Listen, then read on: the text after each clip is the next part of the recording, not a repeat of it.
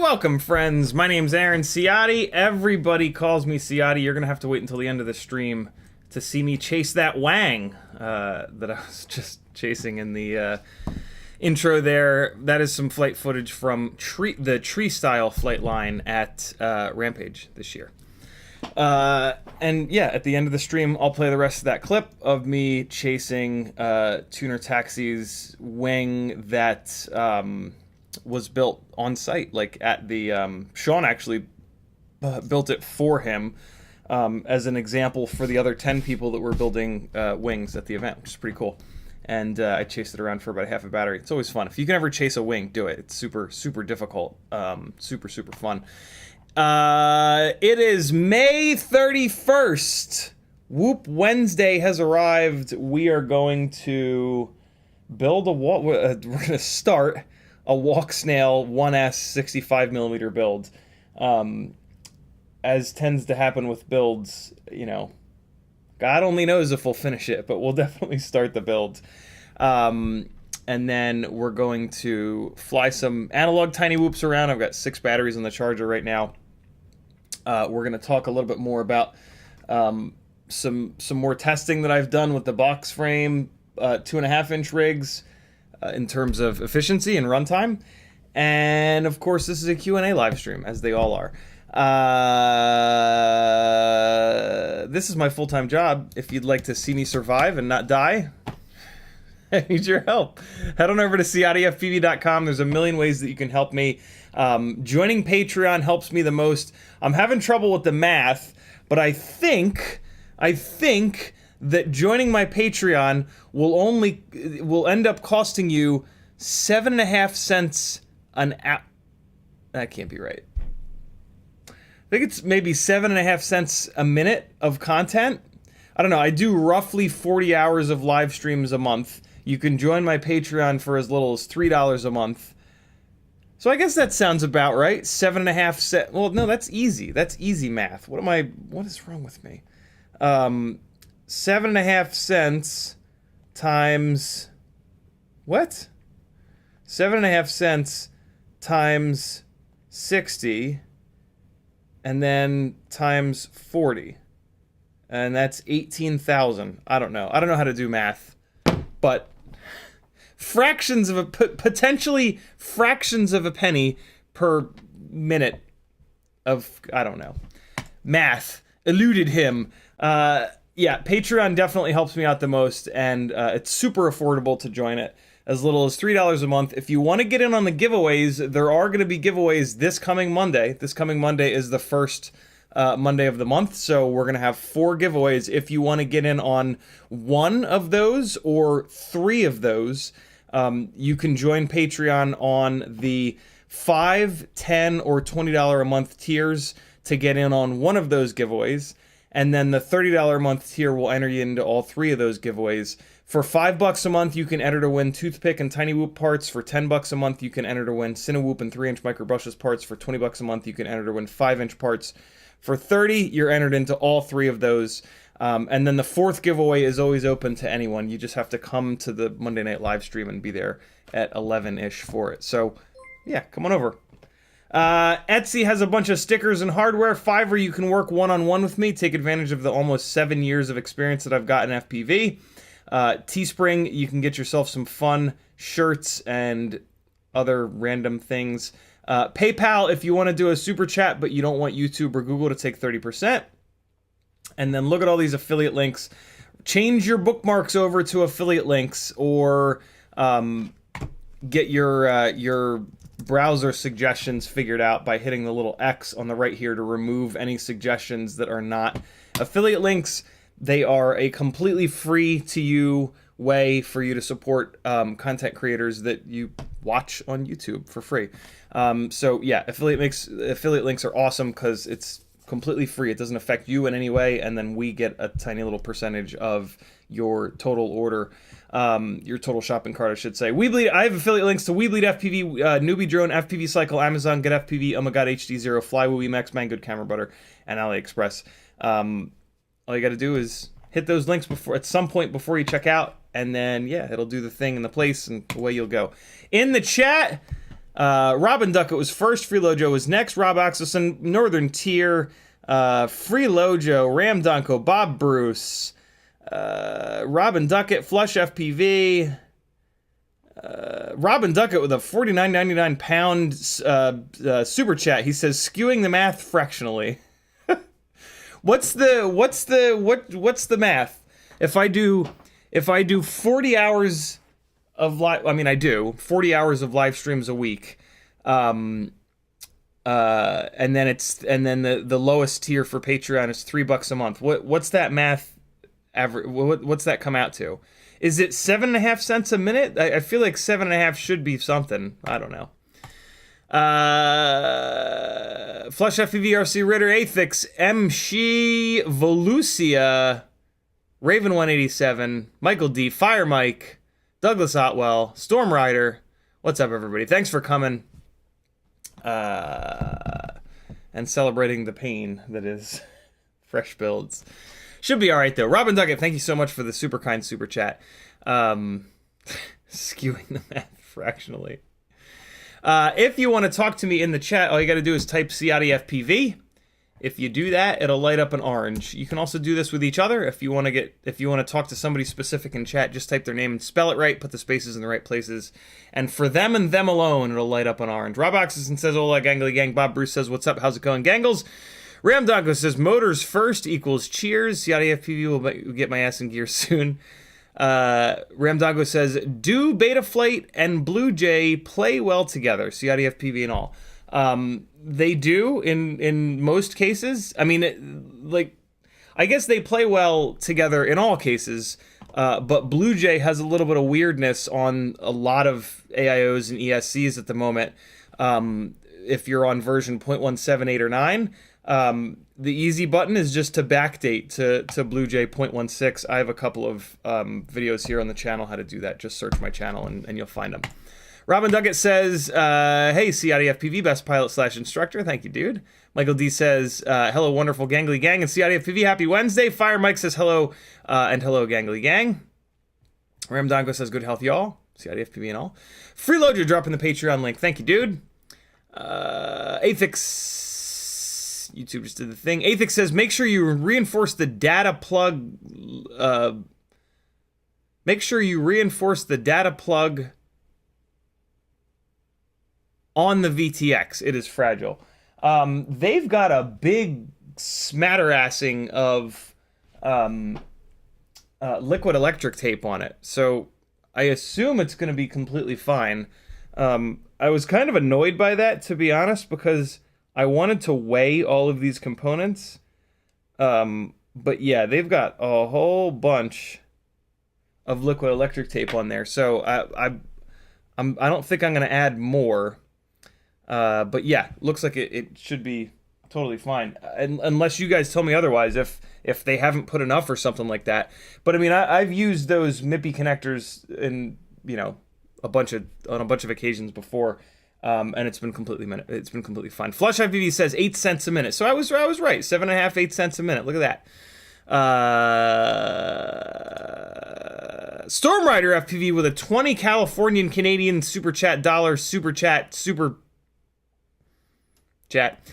He says, "Thank you for sharing all this knowledge and making all those unique experiments on whoops. I still prefer 75 millimeters indoor, though. For sure, 65 millimeters flies like a cart, but there's something about 75. You are certainly welcome, Storm Rider. It is my pleasure to put all of this info out into the world in hopes that everybody uses it and builds better stuff, and then hopefully gives me some feedback.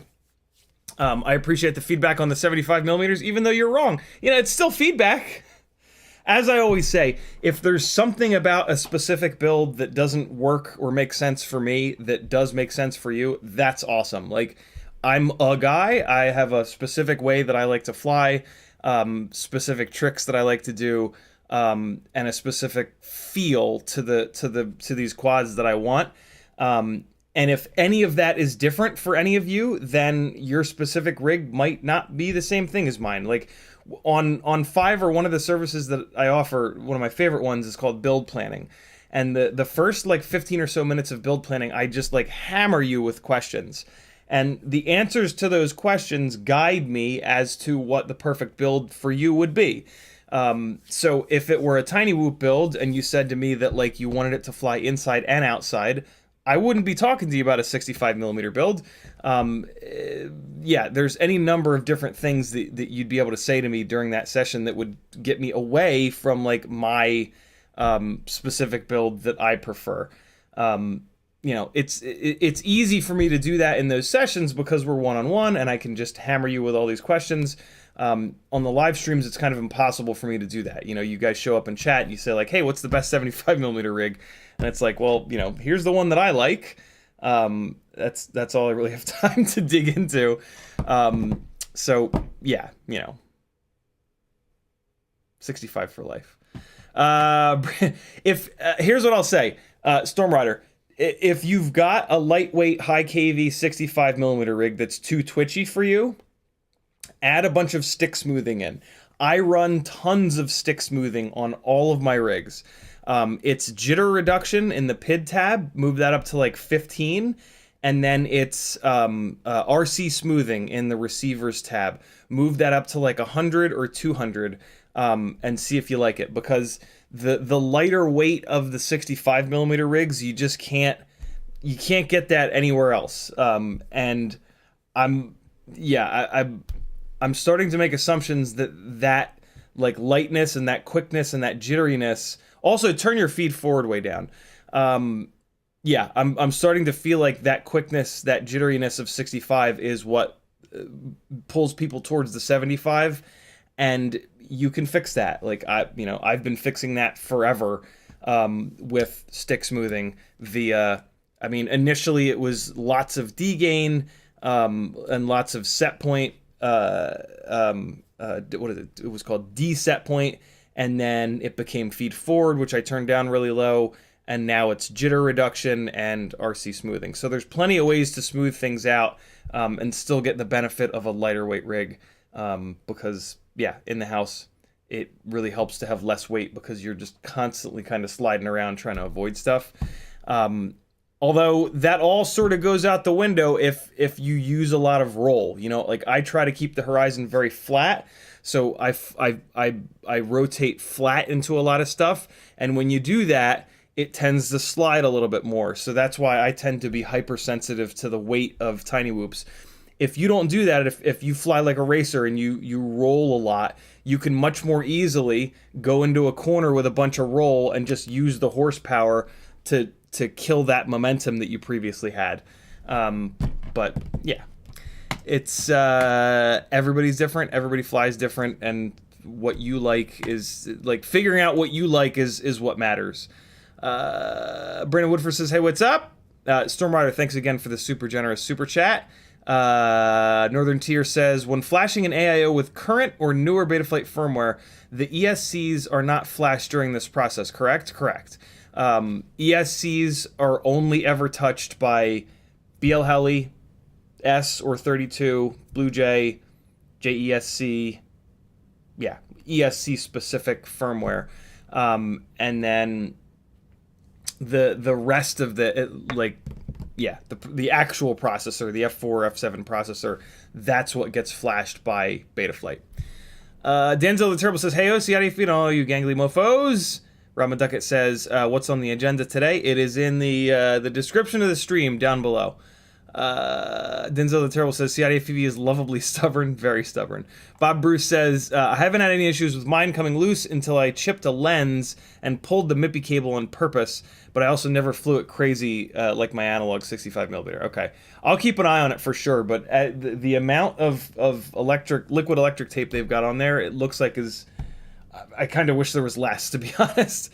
Athix says, I'm talking about the USB... Oh, I'm talking about the USB plug used for storage and firmware. My Walksnail VTX came bare, so if they did it to yours, then good.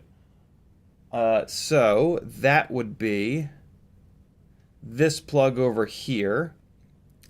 So are you saying that there's a chance that this plug is going to break off? Let me look at this here. Arr, arr, arr.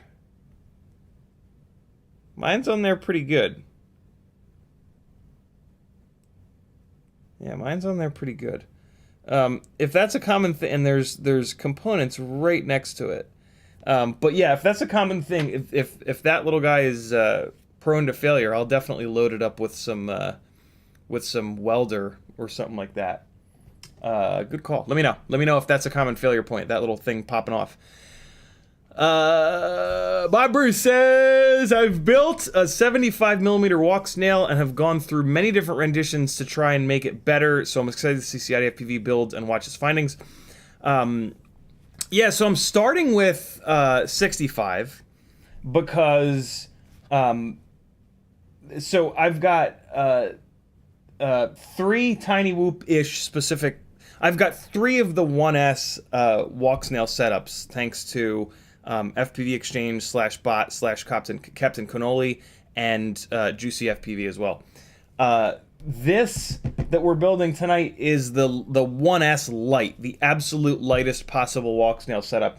So I figured for the first shot at this, let's try the lightest setup on the lightest tiny whoop build, right? 65mm frame, 702s, stuff like that.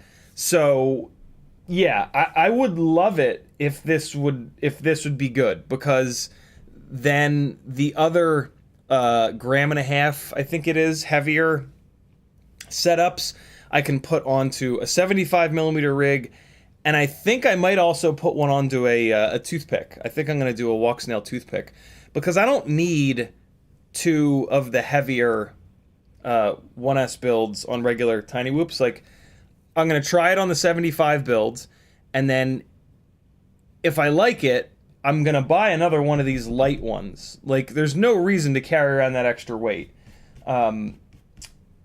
But I have it, right? So, yeah, there's a bunch of builds kind of coming. It's gonna be interesting. This should be really cool.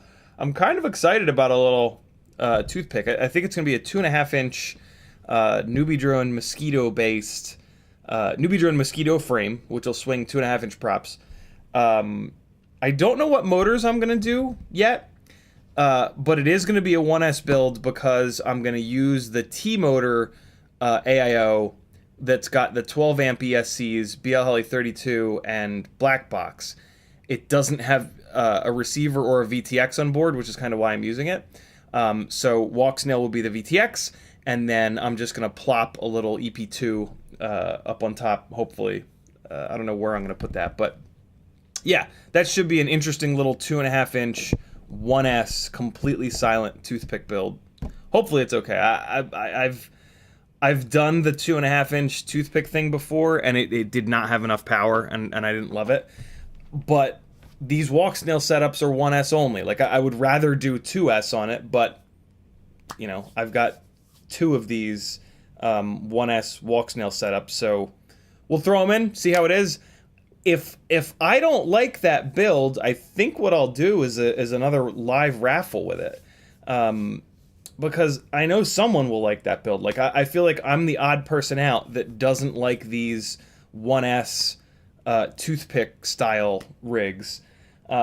Speaking of, I pulled the earlier today.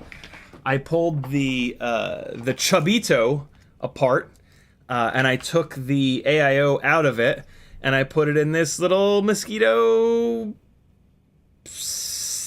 75? What is this little thing called? I don't know what this is called. These are the wrong propellers for this.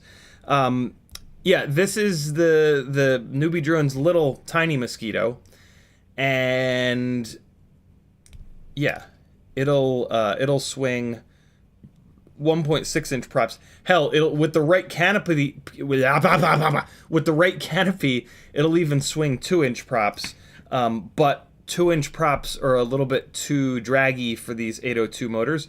So this is like an almost all Newbie Drone little Mosquito jibby jabby. It's their new canopy with screw holes in it. I've got a Runcam Nano 4 camera in it with the big lens. A little small antenna, little tiny whoop small antenna tucked in here. It's a Newbie Drone BLV4 AIO. And then it's the new Newbie Drone 802 27,000 kV motors. So this, on the 1.6-inch propellers, biblades, at 27,000 kV, this should make real good thrust. Like, it should really make some good power. I got to be careful to not crash it, because the little 1mm motor shafts will explode. But yeah, this is now like a kind of all Newbie Drone rig set up for 1S. The master plan here is to get this up in the air, get this flying, and compare it to the Ciotti. This, believe it or not, is going to be a little bit heavier. This Mosquito frame is really thick. It's like 2.5mm thick carbon. It's really strong. Like, I think it's thicker and stronger than it needs to be. That's what she said.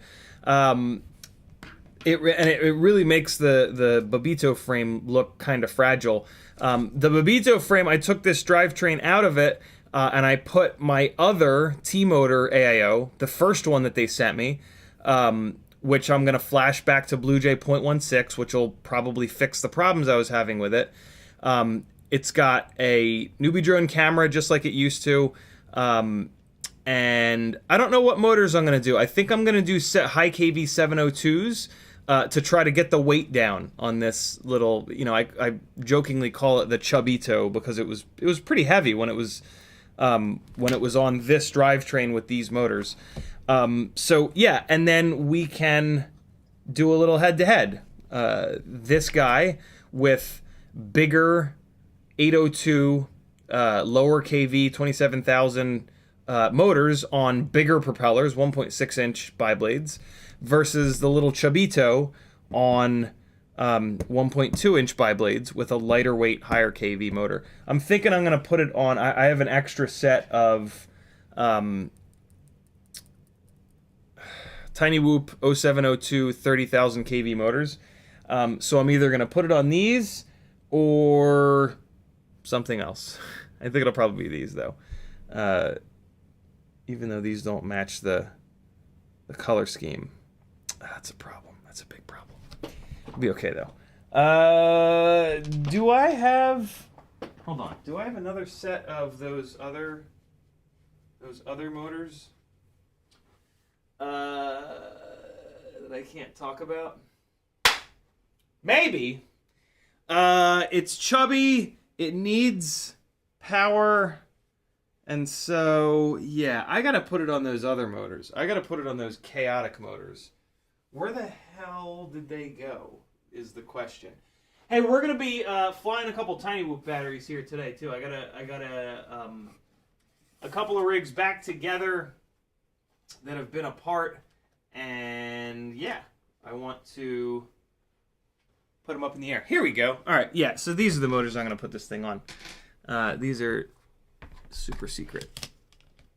So yeah, we'll see how this thing is set up as light as possible. This is basically going to be a really nice lightweight, powerful setup. And we'll see how it is.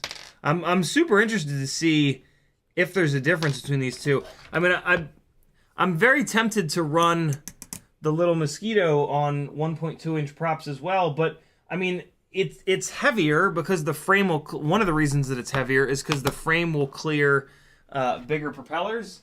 And so to not use that is kind of silly. Like, it doesn't really make sense to have a frame that will clear bigger propellers and then to put smaller propellers on it. I know people do that and they say that it makes the rigs more stable. Doesn't make them more stable, it just makes them less... agile. You know, the longer arms, it's more weight on the ends of the arms, and the weight is farther out on the ends of the arm. So you can accomplish the same thing with stick smoothing. Stick smoothing or turning down your feed forward will do the exact same thing as running a longer arm with a smaller propeller. And doing it with stick smoothing, you get to adjust it. And so you've got like, two things happen, right? You can adjust it. You can turn it up and down. It's not a mechanical thing that you're doing that's either off or on. But the other thing that happens is the PID loop will the PID loop will work a lot better on a rig that has the appropriate length arms for the propellers, because the system is better, right? You're not mechanically pushing the arms out. You've got, and the motors out, so the PID loop will be able to perform properly, and then your stick smoothing will slow things down to approximate what it would be to push the motors out farther and the weight out farther. Hopefully that makes sense. It's also, you're also adding weight. Like when you do that, you're literally adding weight to the ends of the arms, because there's extra carbon to push those motors farther out. So yeah, don't do that, in my opinion. I keep putting this Tiny Whoop box away, and then I take it right back out. Let me, real quick, let me grab some 1.6-inch biblades out and throw it on that rig. This is going to be the second rig that I've built this week that I'm putting 1.6-inch bi-blades with 1mm motor shafts. Man, OBS is really, really stuttery lately. I don't know what the hell's going on with it. High right, high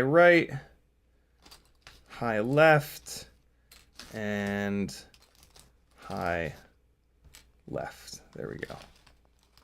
Is this prop banged up? I'm trying to find like chewed up propellers. There we go. There's a chewed up high left.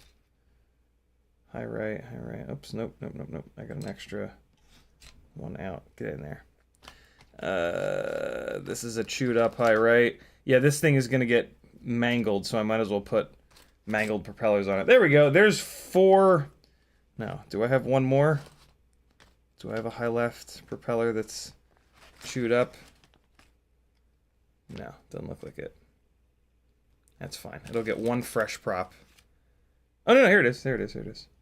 Cool. 4 semi-chewed up Gemfan 1.6-inch bi-blades set up for 1mm motor shafts, which is normally a terrible idea, but I'm not gonna fly this very much, so it'll be completely fine. I know that sounds weird, but yeah, and I'm really only going to be flying this over grass, like, you know, garden ripper style, and so yeah, it'll be fine.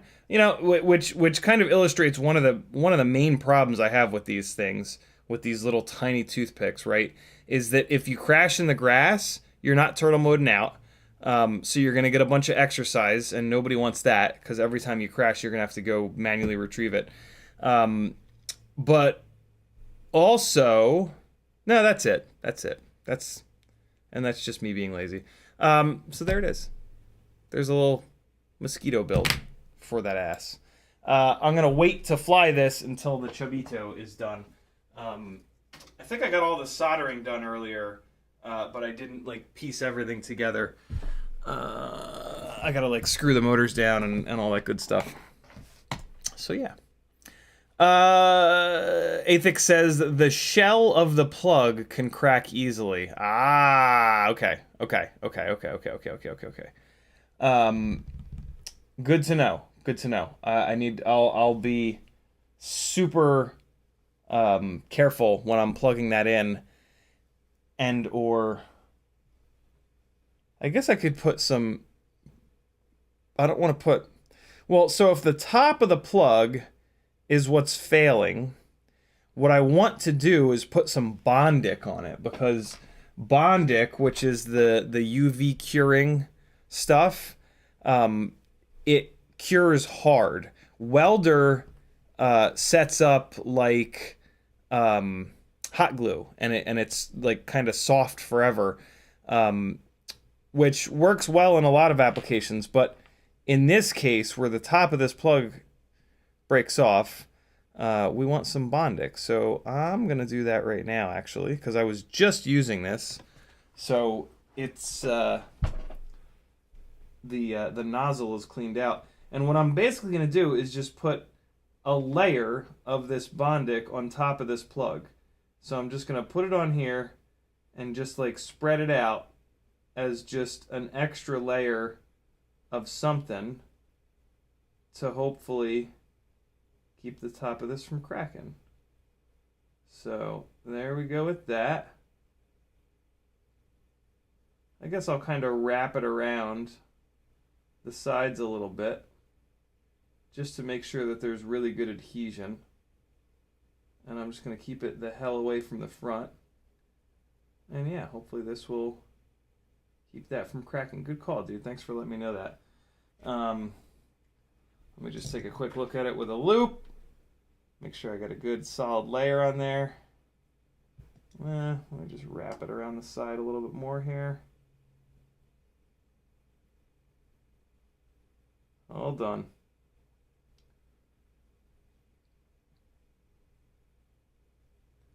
It wrapped around the back nice, but I didn't get any down on the side here. And I gotta tell you, now that I've like given up on my eyes working as well as they used to, Using magnification when I'm working on tiny whoops is just everything. It's so, so, so nice. All right, there we go.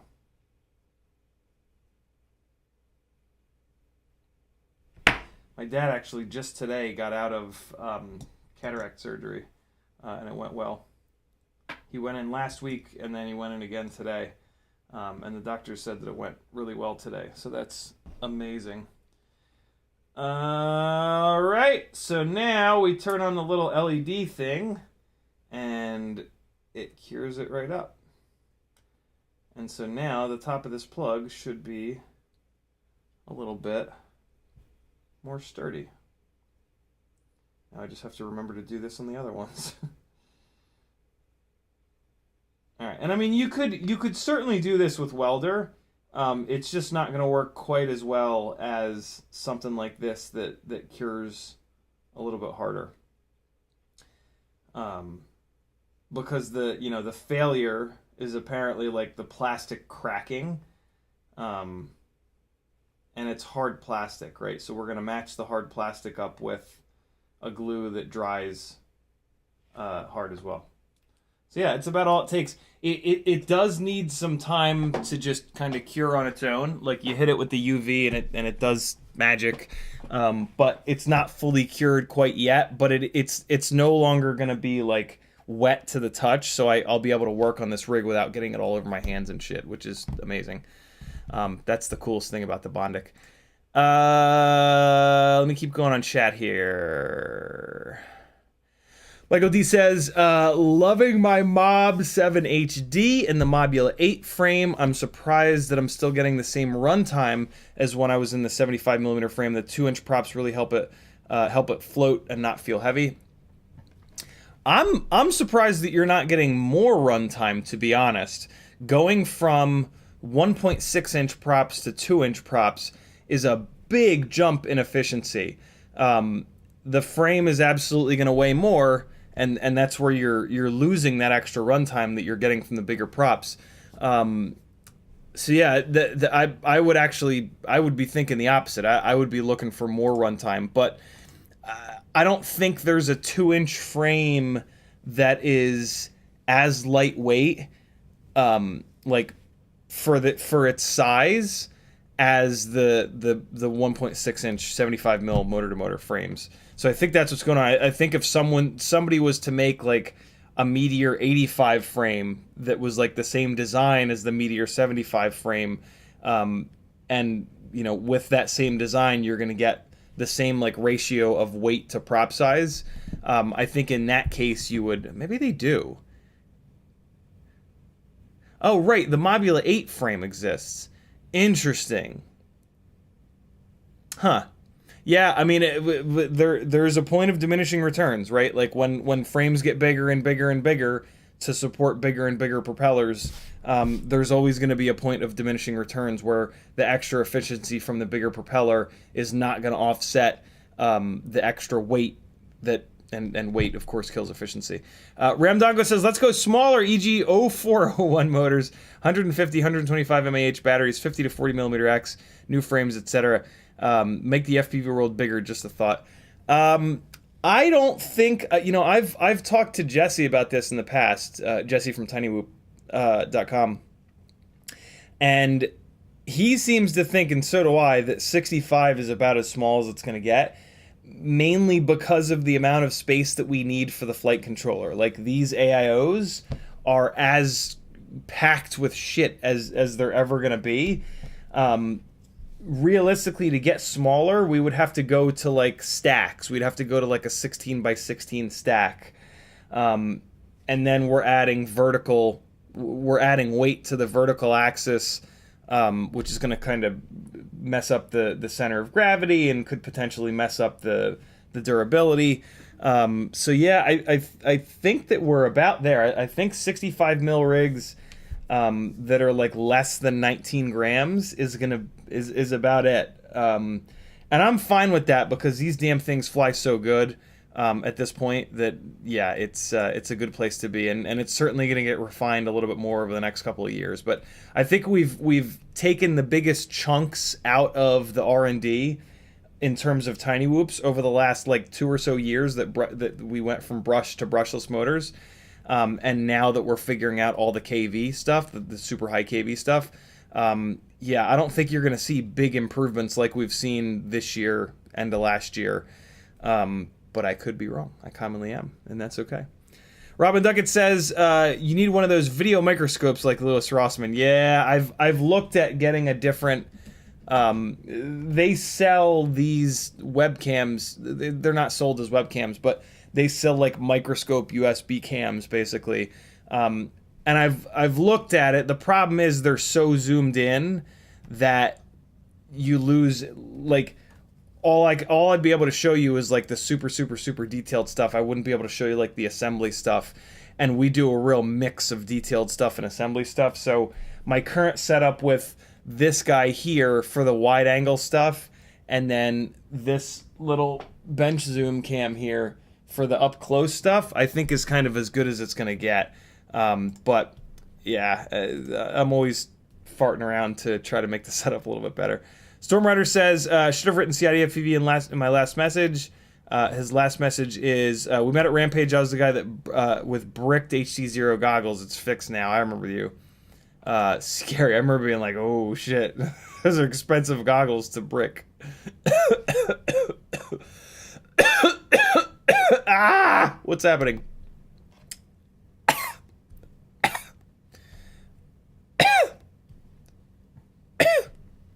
Got it. Athix says, I have a Walksnail baby tooth on a Warpig frame. Very cool. Warpig frame is one of Quad 6.6's frames, which is really good. Freeloader says, my wife told me the other day that next year I should use the tax return on drone stuff for myself, so 2024 is the year of the fat snail for me. Very cool. Very, very cool. Athix says, I love 1S toothpick rigs. That makes one of us. Rockcrawler says, hey. YouTube did the thing. Melodurtson says, I am team 1S toothpick for life, but they fly very different from a 5-inch or those little Bobito type things. It's like certain pizza toppings. Some people just like it and some don't. Very true. Velucia says, hey, CiottiFPV, pick one. Pick one what? What am I picking? Pick one. Mobula 6, 25,000 kV, or Mobeetle 65, 22,000. Beetle is $55 more. Stay as far away from the Mobeetle as you possibly can. The AIO that it comes with is completely worthless. The regular old Mobula 6 ELRS, and I mean just the regular old Mobula 6s in general, come with the full-sized AIOs, and those are actually like good and durable, and you can get a good tune on them, and they fly well. The Diamond is none of those things. It flies horribly because it has electrical noise issues. It's not nearly enough lighter to justify the complete pain in the ass that it is. You have to direct solder the motors, which is stupid. You don't have a UFL for your video, so you can't put a decent antenna on. You just have to deal with this stupid little piece of wire that they use. And they're incredibly fragile. Most of the Diamond AIOs that I've heard of from folks die within the first, like, 20, 30 batteries. So, yeah, stay as far away from the Mobeetle as you possibly can. It's bad, mainly because the AIO on there is just a nightmare. All right, cool. We are somewhat caught up. Let me really quickly hit on a continuation of some efficiency testing with the QAV Pro versus the AOS Cine 25. I really dug into deep on this Monday night's live stream, so watch that. There are timestamps for it, thanks to Apache Smoke and Quadbod. So you can fast forward to exactly the conversation here if you're at all interested in this. But basically, I'm trying to get the most efficient live stream chasing rig that's sub 250 here. These both have the exact same motors now, the exact same kind of everything. They both have full-size Vistas, the OG silver DJI cameras in them, same propellers, Azure 2540s. T-Motor 1440, 4500 kV motors. They both run the same batteries. The only real difference is the frame. This is this super fragile AOS Cine 25 that I don't recommend to anyone because of how fragile it is. And this is the ultra stout QAV Pro.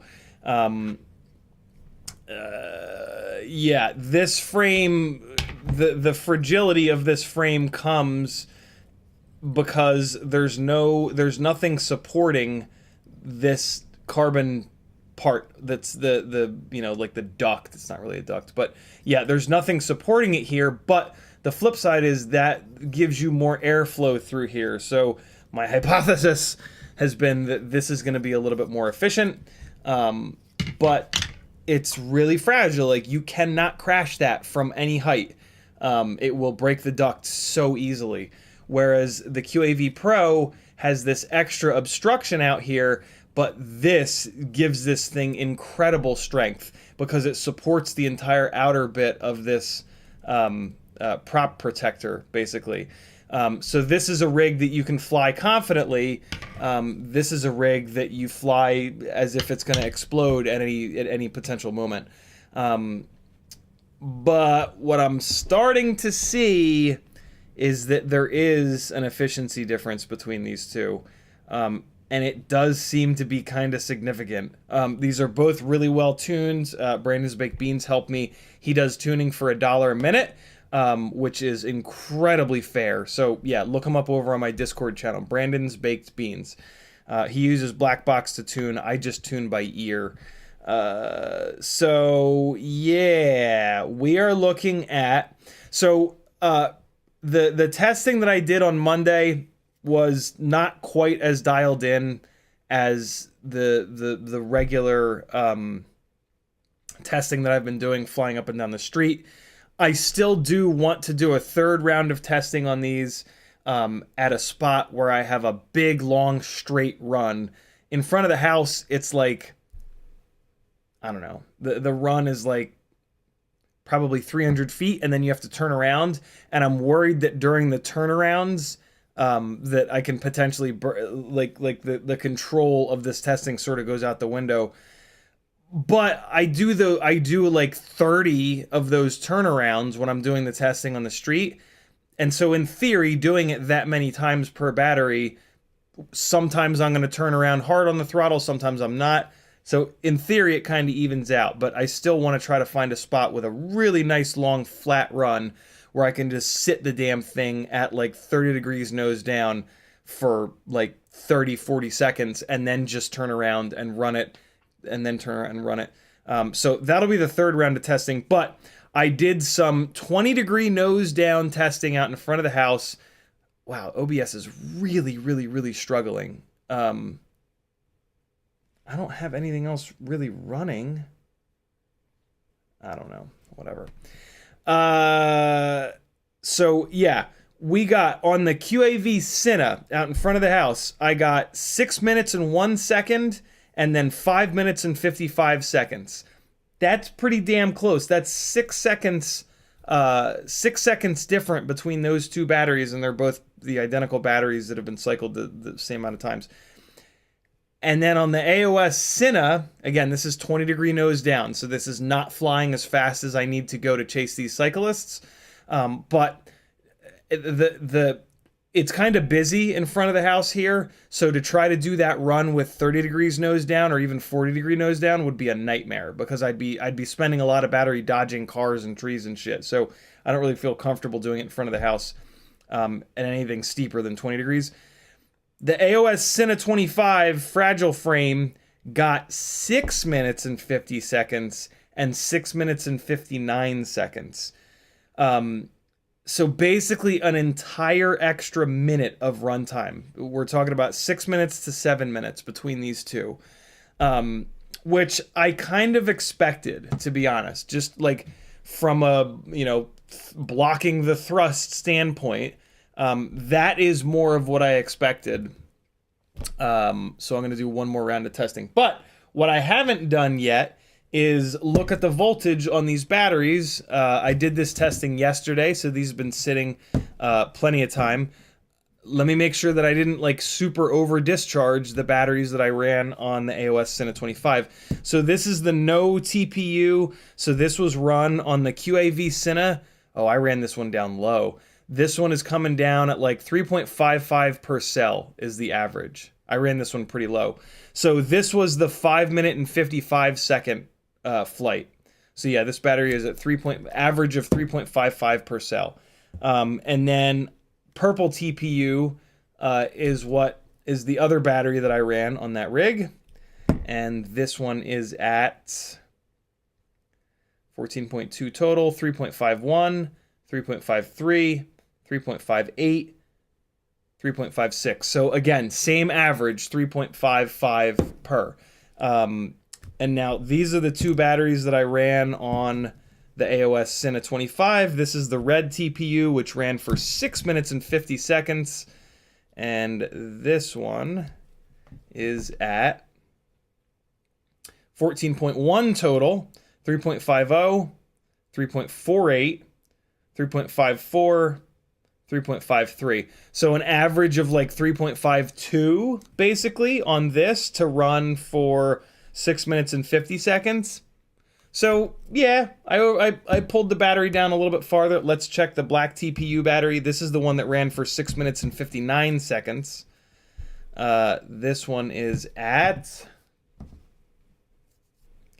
14.4, so 3.59, 3.60, 3.61, and 3.63. So this ran for 6 minutes and 59 seconds, and I didn't take as much out of it as the rest of these three batteries. So we're starting to see that the AOS Cine 25 is significantly more. I mean, that's an extra minute of runtime. Like, that's legit. In fairness, once I'm nose down at 30, 40 degrees, that gap is going to shrink significantly. But it's starting to look like I'm not going to take the AOS Cine 25 apart.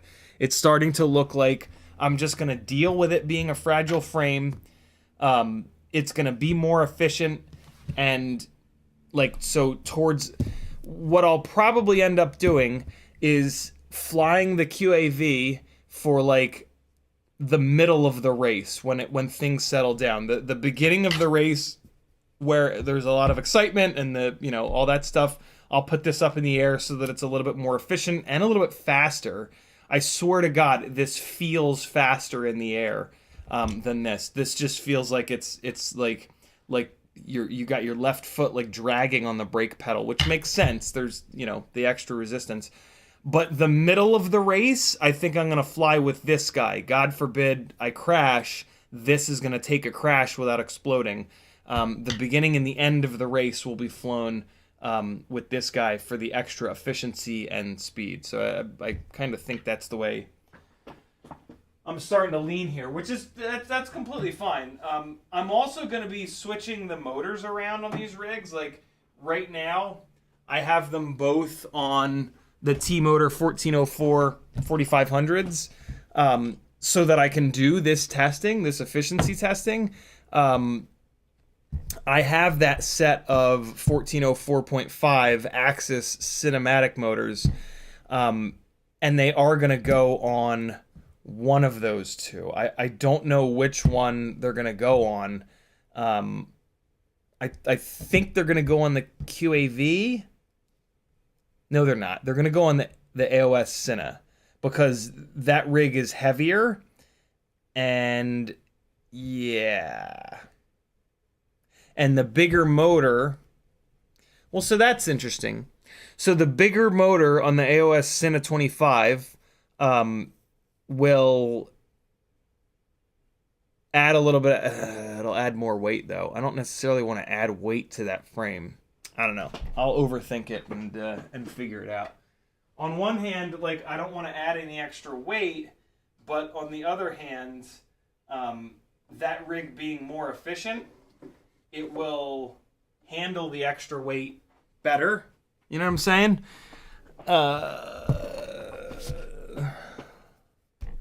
Yeah, I don't know. I don't know which one I'll do. David says, "Hey all, first time CiottiFPV, first time catching you live. Welcome, brother. Thanks for all your info you share. You're certainly welcome. Can you share any IGOW week 2 tips? I've been bashing my Mobile 6 into a chair like it's going out of fashion. I can. Yes. Thank you for the reminder, David. I have a couple of Tiny Whoop batteries charged, and the plan was to do a little bit of analog flying. It is, oh, Jesus, it's almost 7 o'clock. I don't have a chair down here. Let's do that now, though. Let's do a little bit of IGOW help right now. Let me put this on. I got to go upstairs and put a chair out for me to do some of this testing on. So hold on. Let me just give you guys a little bit of this wing chase while I go upstairs and grab a chair. Hold up. Be right back.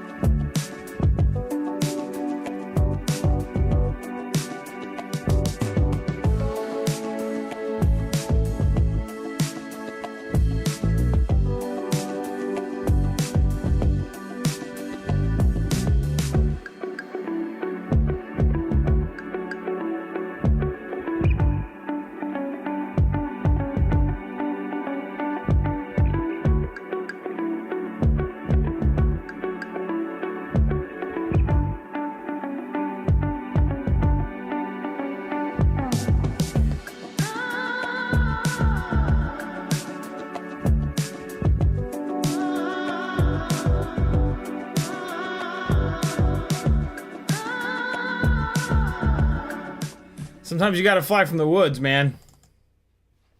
Alright, hold up. Alright, let's pause this and pull this down a little bit. Alright, cool. So, this week's IGOW is a series of tricks, actually.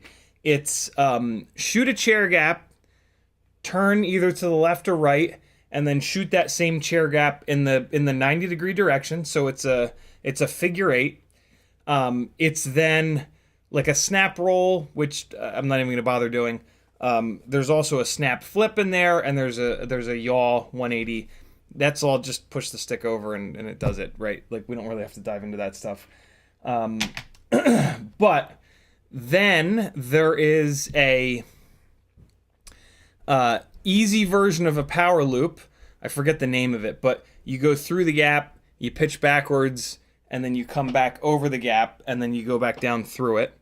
And then there's the reverse version of that where you fly over it, and then you blindly back up through it. Maverick, that's it. I don't know about that name, but, you know, who am I to judge? So, yeah, I'm going to talk you guys through those individual moves and hopefully help you out a little bit. And if you've got any specific questions, of course, drop them in the chat. I changed up the BLV4 rig a little bit. It's still on the purple frame, but I put the new generation Newbie drone canopy on it with a Caddx Ant camera because I needed to use the Mobile 6 canopy that was on here. I also swapped the motors out. This is now on Tiny Whoop full-size 802 30,000 kV motors. And I figured, what the hell, I'll throw some ASI props on it. I have these purple ASI props on it. This rig doesn't get flown a lot. It just kind of sits up on the shelf and looks pretty. And these are the prettiest propellers, so what the hell? Might as well throw them on here. So, yeah, I'll fly this first. And then we'll put something else up in the air. But just because I, kind of just finished this, I kind of want to make sure it's okay. I haven't run these motors in a while. I wonder what these motors will be like with tri-blades. They're the lowest pitch tri-blades, but they're tri-blades nonetheless. So here's the problem with these Newbie Drone ASI tri-blades, is that like when you're trying to put them onto the motors, you bend them all up, and then they're all out of balance, and they're all rattly, and they're just kind of a mess. And that's the situation that I'm in right now. These, yeah, I can see it. The blades are all bent out of shape on these. It looks like that one was the worst, but the rest of these aren't that much better. Let's see if that sounds any better. You can just hear it. It's just like rattly and awful. No, it's no better. Yeah, no, these props are, I can't fly this on these props. It's just, they're just all out of balance, and this is insane. Let me get these props off, and I'm gonna throw them in the dumpster. And we're gonna put the Gem Fan really lightweight tri-blades on here, because I think that these 802s can handle the truth. The Tiny Whoop prop puller, you don't even have to use the plunger most of the time. It just has the most perfect little scooper on there, and then you can just kind of do one of those. It's technically, you're better off using the little plunger, but as long as you don't have to pull too hard, and I don't have to pull too hard on any of my props because I drill them all out with a .99mm drill bit, which you should too. Unfortunately, I don't have any left. I sent out all 9 of the extras that I had, but yeah, there you go. I am actually going to hang on to these just because they're purple and they look cool, but I don't know if I'm ever going to fly them again. High right, high left, high left. All right, so we're going to go Gem Fan 1208, 1.2 inch, thus the 12, tri-blade. These are, this is a heavy quad. Otherwise, I would do the bi-blades. But yeah, this rig is pretty heavy. I think it's 23 grams dry. The cockroach frame is a little bit heavy. The this canopy is certainly heavy, and this camera is also heavy. This is the version of this camera that has screw mounts. And so you've got a couple of extra screws. You've got the material, the mounting, the material to make the mounting point for those screws. Yeah. So this is a little bit of a fat whoop. But these motors make really good power. So here we go. Now we got some propellers on here that'll perform significantly better. And you should be able to hear the difference. It shouldn't be as rattly. Yep. The doesn't have much power though. No, I guess it does. It's just heavy. It's just really heavy for a 65. The idle seems pretty high too. The idle is not coming down. I'm actually gonna fly it back to myself to check that out in theory.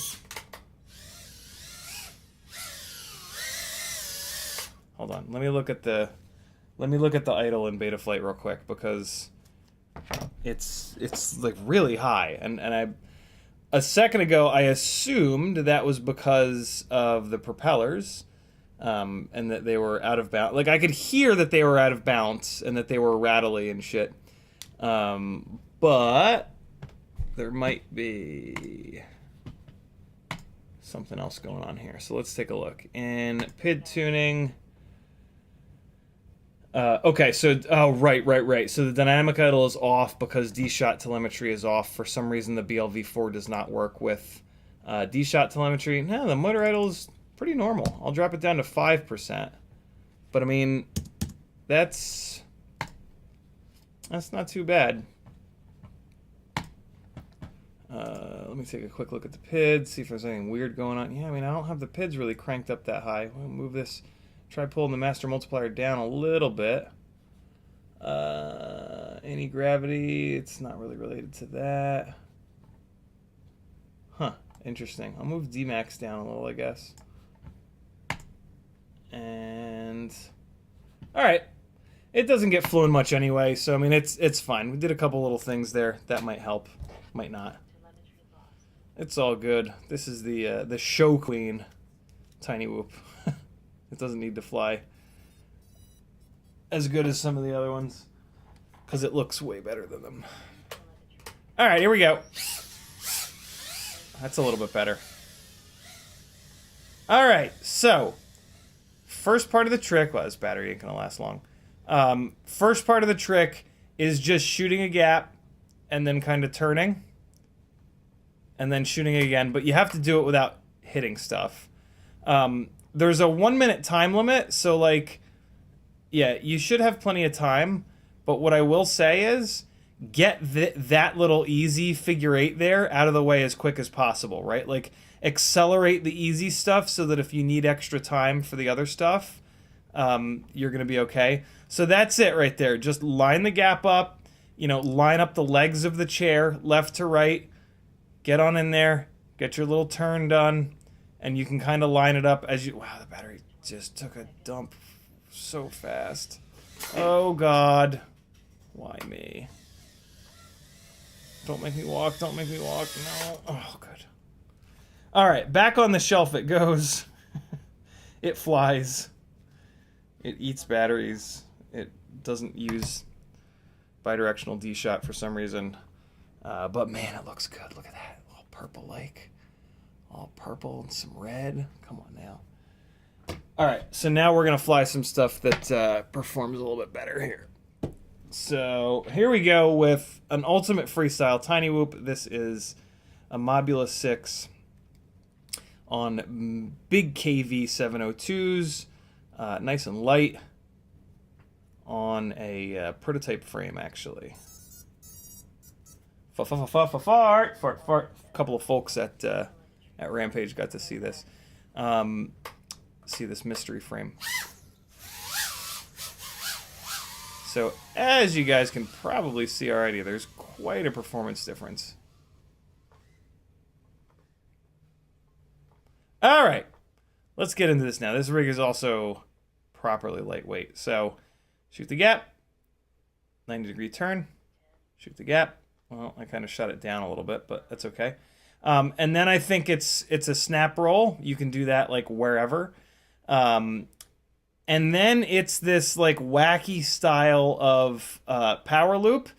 Technically speaking, you can do it over the top part of the chair here. Just pop it up, and then, well, I'm hitting the couch, but let's do it this way. So you go through, you pop it up, a little bit back, and then back through. The key to this is going to be to just fly through, add throttle, pitch back at the same time, and just super gentle. I've got, yeah, I mean, don't do it with so much shit on the outside of the chair. Put the chair somewhere where you've got a little bit bigger of an area. But yeah, it's your left thumb goes forward, your right thumb goes back, and you don't need much. You just need a little bit.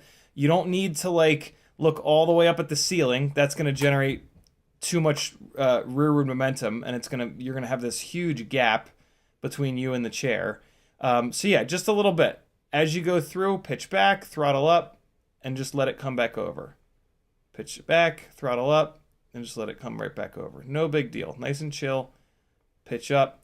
So if you want to try to quantify it, in the top right corner, I've got my pitch. So we've got 3.4543 degrees pitch. All right, so watch that number. Oh, for God's sakes, Larry. Watch that pitch number as I go through, and then bring it back up and over. So I'm probably only adding like 20, I can't look at it, but I'm probably only adding like 20 degrees of rearward pitch in order to kill the forward momentum and generate a little bit of rearward momentum. If you go bombing through here really fast, if you go through the gap hauling ass, you're going to have to put more rear pitch on. So just pitching back a little bit is only going to really work. And you only really need to be crawling through this gap. There's no reason to go ripping through the bottom of the chair. So just go through it slowly, and then you won't have much forward momentum that you need to kill. And that way you can just pitch back a little bit, add throttle, remove throttle. When you come down from this, you are a little bit blind, but just do it a bunch of times. Like, you know, you only have to have one submission, so you can do this 1,000 times, and you'll get the feel for it, right? So that's the Maverick flip or whatever. The second one is a little bit more difficult because it's pretty much completely blind. So you need to line yourself up initially, make sure you're lined up, and you're going to go over, and you're going to just reverse that. And it's just going to be luck, like, to be honest, because it's completely blind. But if you have some stuff around you, you can kind of reference, like, I'm going to reference off the couch, right? So if there's like a wall in front of you, I mean, Christ, you could even put like a mark on, oh, I'm not going to be able to get out of there, am I? Oh, really? Oh, you fuck. Is this real life? Goddamn exercise ball eating me. I hear Maggie. She's going to save me. Thank you! And this battery is like all the way done. Oh my god. Oh, that's it. I'm going to have to walk all the way upstairs. Coming up! Beer pack. Nah, the battery's dead. Nah, I got it. Come on. Thank you, baby.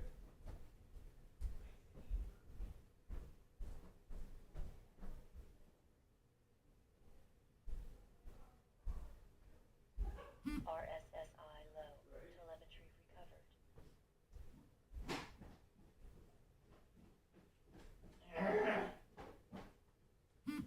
I hit this thing from behind a bunch, and now the BT 2.0 connector won't come off. There it goes. All right, so we're good.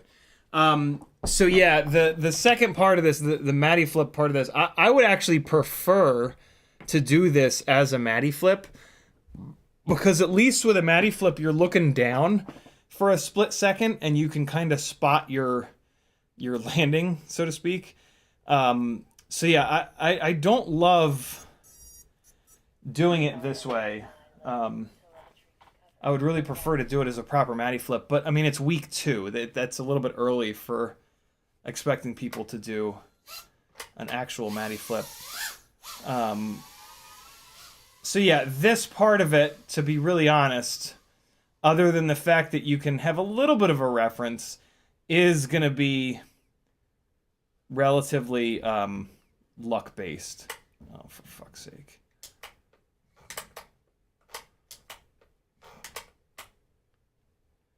But yeah, try to get yourself some kind of a reference point so that you can fly up and over and then back down through. And all you're doing is...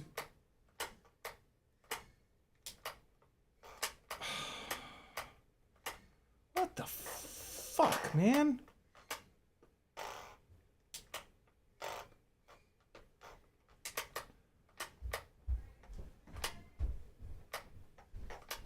This is unbelievable. Thank you. Yeah, try to get yourself. So you can have 2 reference points. You can have a left to right reference point. So in this case, it would be like this part of the couch right here. Well, the little Sharky boy, right? So the little Sharky boy, if I'm lined up with him, left to right, I'm going to be able to get backwards through that gap. You see that? So I've got a left to right reference point, and then I can also make an elevation reference point, which would be roughly like this part of the couch right here, right? So this couch cushion, as long as my elevation is even with this part of the couch cushion, and my left to right is even with like the head of this shark over here, I should slide right back through that chair. Right, so you can do that. I would not recommend you have a reference point quite this close, because as you can see, I'm having issues with getting this done without smacking into the couch or the Papasan chair. Like, this is just a needlessly tight little area that I'm doing this in. But yeah, get some reference points. And I mean, you know, you can put some tape on the wall. You can put some masking tape on the wall. You can put your own stuffed animal up there, like whatever. This thing is eating batteries. What the hell's going on here? I think that's about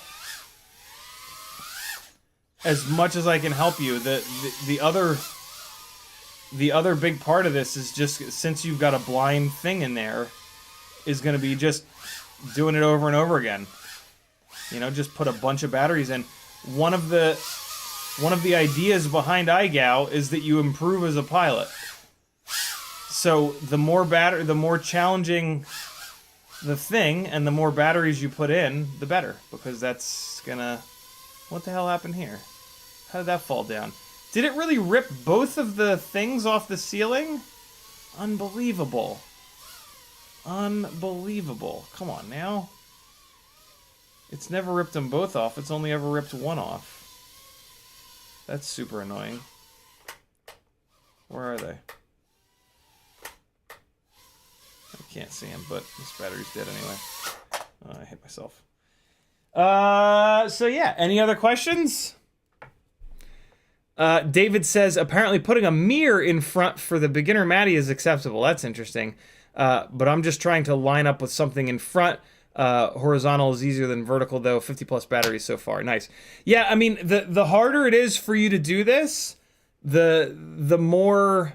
the better you're gonna get, right? So like, resist the urge to get frustrated that you can't do it, and just appreciate the fact that that it's forcing you to work really hard, and that's what's gonna make you a better pilot, right? So yeah, keep pouring batteries into it.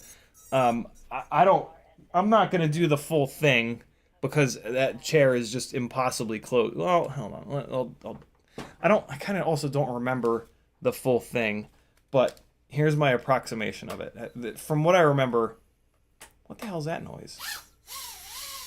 From what I remember, here's the full thing. I'm probably going to be a little bit off here, and I might not even be able to get it done without hitting something. But from what I remember, it is... So you would like start the timer now, and it's like through, and then figure 8, and then I think it's one of those, and then I believe it is the Maverick flip next, so that's through, up, over, try not to hit the papasan. Fucking papasan, fuck you. So, through, figure 8, one of these, Maverick flippy. Do it this way, back down through, and I think it's one of these, and then I believe it is the other one, which we'll do from this side. So you go up and over, line it up, and then I fucking hit it. So you're supposed to do all this stuff without hitting it, but I'm frustrated, and this is not a fun. So that's basically it, and then I think it's like that, and I think that's the full thing. Just without smacking into stuff. If you smack into stuff, you have to redo it. But yeah. And you can go as slow as you want. You know, you got a full minute to do it. So take your time. Oh, God. But for me, I like to fly freestyle. I don't like to fly tricks. So away we go.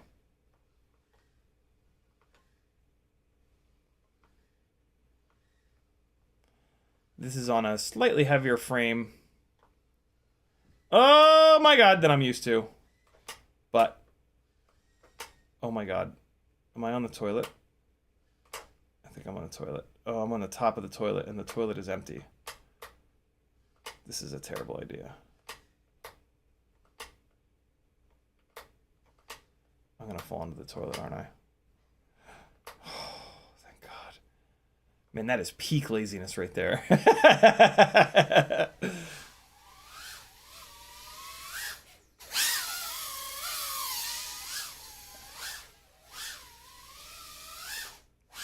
Get in there. Ah! Oh, boy. Oh, boy. This rig feels weird. Oh my god. Oh, that's back behind there, isn't it? Well, it wasn't, but now it is. Oh, you bastard, you. Where'd you go? Where'd you go, little fella? Got it. Ooh, nice. Yeah, this rig doesn't fly that good. So yeah, there you guys go. There you guys go. That's a pretty tough, to be honest, that's a pretty tough week 2 series of things going on. So if you're having trouble, like it's not just you, man. I'm pretty surprised that week 2 you're having to do a blind entry without touching anything. They're pretty, and as well they should. They are very obviously making it a little bit harder this year. Earlier on, which is a really good thing because like they yeah, what an unbelievable amount of time that it takes to sort through all the entries. So yeah, it makes a lot of sense that they're making it a little bit more difficult.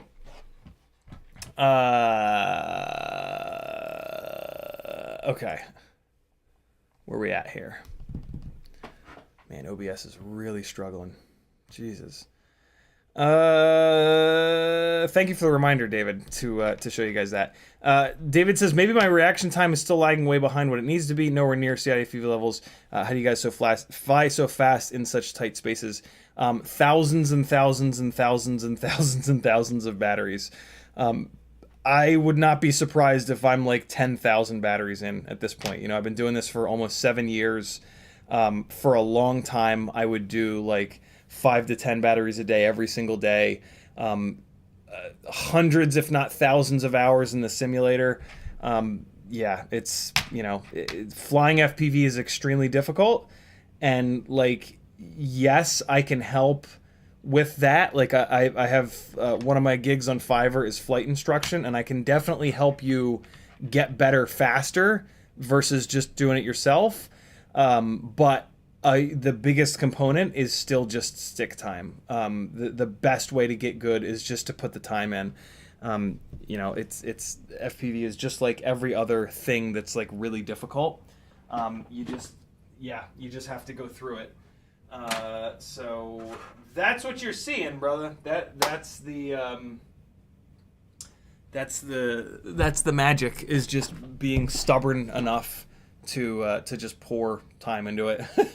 Matthew Karan says, can I run a TS100 off my Mac laptop charger? Says like 60 watts on it. Man, I have no idea. That's a good question. Maybe somebody in chat will know. I think it also is going to depend on the voltage that laptop charger outputs.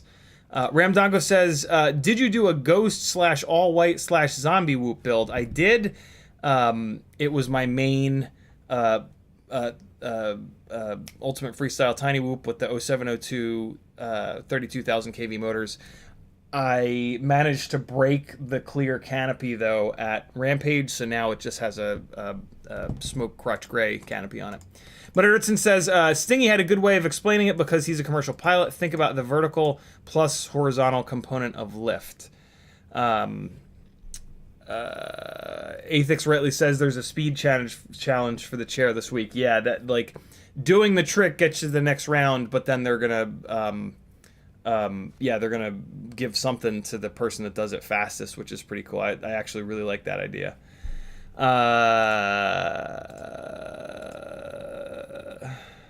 But yeah, I did that build on a live stream, Ramdako, so you can just search my channel for like Ghost, I think is what I called it. I think I called it like the Ghost build. Or search the channel for 32,000 kV and you'll find it. David says, no, we got that. Putting a mirror is acceptable. That's actually a really good idea. David also says, thanks, CiottiFPV and everyone for the tips and suggestions. I'll get it done, even if it's with something larger just for this week's challenge. Definitely improving, just not fast enough. Yeah, try not to put like a time limit on getting better. You know, you've got IGOW, you've got 4 different letters that, you know, if you miss one of them, it's totally fine. Chances are you're not going to win, like, no offense, but there are some like ninja pilots that are entering. So, yeah, try not to get hung up on, like, I have to be able to do it. Like, just focus on it forcing you to try this difficult shit over and over and over and over and over again. Like that's the money when it comes to IGOW, is that it's forcing you to do, basically it's forcing you to do drills. Drills are one of the least fun parts of FPV, but they're where you're going to learn the most. Is it as juddery for you guys as it is for me? Although now all of a sudden, as soon as I say that, it's completely fine. Yeah, the magic of IGOW is that it forces and encourages you to do drills. So do those drills as much as you possibly can, and then if you can't get it done, who gives a shit? Keep going. Next week, keep doing it. Next week, keep doing it. Next week, keep doing it. By the end of a couple of months, you will be so much better. And like that's, to me at least, that's kind of the point of it. So yeah, try not to get super hung up on like needing to do it, because that's going to put like a pressure there, and it's going to be you're going to have a little bit less fun, and I mean, it might help you learn a little bit better, but having fun, I find, tends to be the best way for you to kind of learn. So yeah. Remdugger says, can you show your white boob on screen for a sec just for fun? So it's not all white anymore. But you can just come in here and go to my channel and go to the little magnifying glass here. What if I search for ghost? Did I call it ghost? No, I didn't call it ghost. Search for 32,000 kV. That should find it. Or nothing will happen. Let's try this again. There we go. What's it doing in a blue frame here? 2 months ago? This should be it. What's that blue frame? What the hell's that about? Look at this blue. What? Oh, this is the one that I built for the live auction. That's right. Okay, cool. I remember that. That was a hand-dyed blue frame to match the motors. This is from 4 months ago. Where the hell is it? Yeah, I don't know where it is. It was pretty cool looking though. When the next round of motors comes into tinywhoop.com, I'm going to be snagging a set of those, and he has the clear canopies in. So, yeah, it'll be back in all clear garb. What if I just type clear? Nah, that's not going to find it. All right. All right, cool. Let's start the Walksnail 65mm 1S build. What do you say? So we've got a Meteor 65 frame in black. We've got a gray Modula 6 canopy with the little back piece, which should work with this camera. We've got a set of gray Gemfan 1.2-inch biblades, the 1210s. This is the Betaflight 1S Lite AIO, which has ELRS on board, but it does not have a VTX on board. The Walksnail 1S Lite is going to be our VTX. Got to figure out how we're going to run screws down through this to mount this thing on top of that, but we'll deal with that. And then I'm going to use these tinywhoop.com 702 30,000 kV motors. If I was building this for hardcore freestyle, I would put 32,000 kV motors on this, but this is more of like a cinematic-ish build, so these 30,000s hopefully will be enough. I would love to actually drop this down to the Weebleed FPV 0702 28,500s, but initially, because this is so heavy, I'm going to go with the slightly higher kV motors, and then if I need to swap them out, it'll be pretty easy. So, yeah, this is the entirety of the build. Basically, so I've already got BT 2.0 hooked up to this AIO. This AIO is actually already set up. This is from a build that I had, a racing build that I had together. So we're just going to be mounting this and then soldering this guy up. and figuring out how to... It's mainly just going to be mounting. How the hell do we mount all this stuff? But let's dive in, and we'll start to... I can do the motors last. Yeah, so in this frame, I always like to put the little V arrow point forward, because the battery bay in this Mobula 65 canopy, the battery bay is shifted in this direction a little bit. And so when you put the battery in, if you put the frame, if you put this little V facing forward, your battery will be more centered front to rear with the way the battery tray is. The only pain in the ass is this little gap to fit this BT 2.0 through is a little bit smaller, so you got to kind of like ram it through there, but you'll be all right. You'll get it. You can kind of point it to the side a little bit and then just give it a little bit of love, and you'll be able to get it through. The only reason why it's tough is because I do a weird little setup with these BT 2.0s. Let me show you. I run the the wires the length of the connector here like this, so that it's as short of a wire run as possible, and then that makes it kind of thick and it's hard to get it through that part of the frame. But it's significantly lighter like this, so I recommend that you do this as well. It's pretty easy to do. I put the shrink wrap there just to kind of protect it, but yeah, you'll see how to do it. It's very straightforward. All right, so this AIO is going to sit in here in this direction, so there's no real choice, because of where the battery lead comes out and because of where the USB is and stuff like that. So this is going to sit in here like this for sure. What we need to figure out is what orientation the Walksnail board is going to figure out, is going to sit, I should say, and then we can figure out how long these wire leads need to be. On one hand, I might just leave them full length, so that they're long enough for like anything in the future, but I kind of would like to really maximize the weight savings here and chop these guys down a little bit, but I don't know, we'll see. Maybe I'll just chop them down a little bit, instead of like making them stupidly short.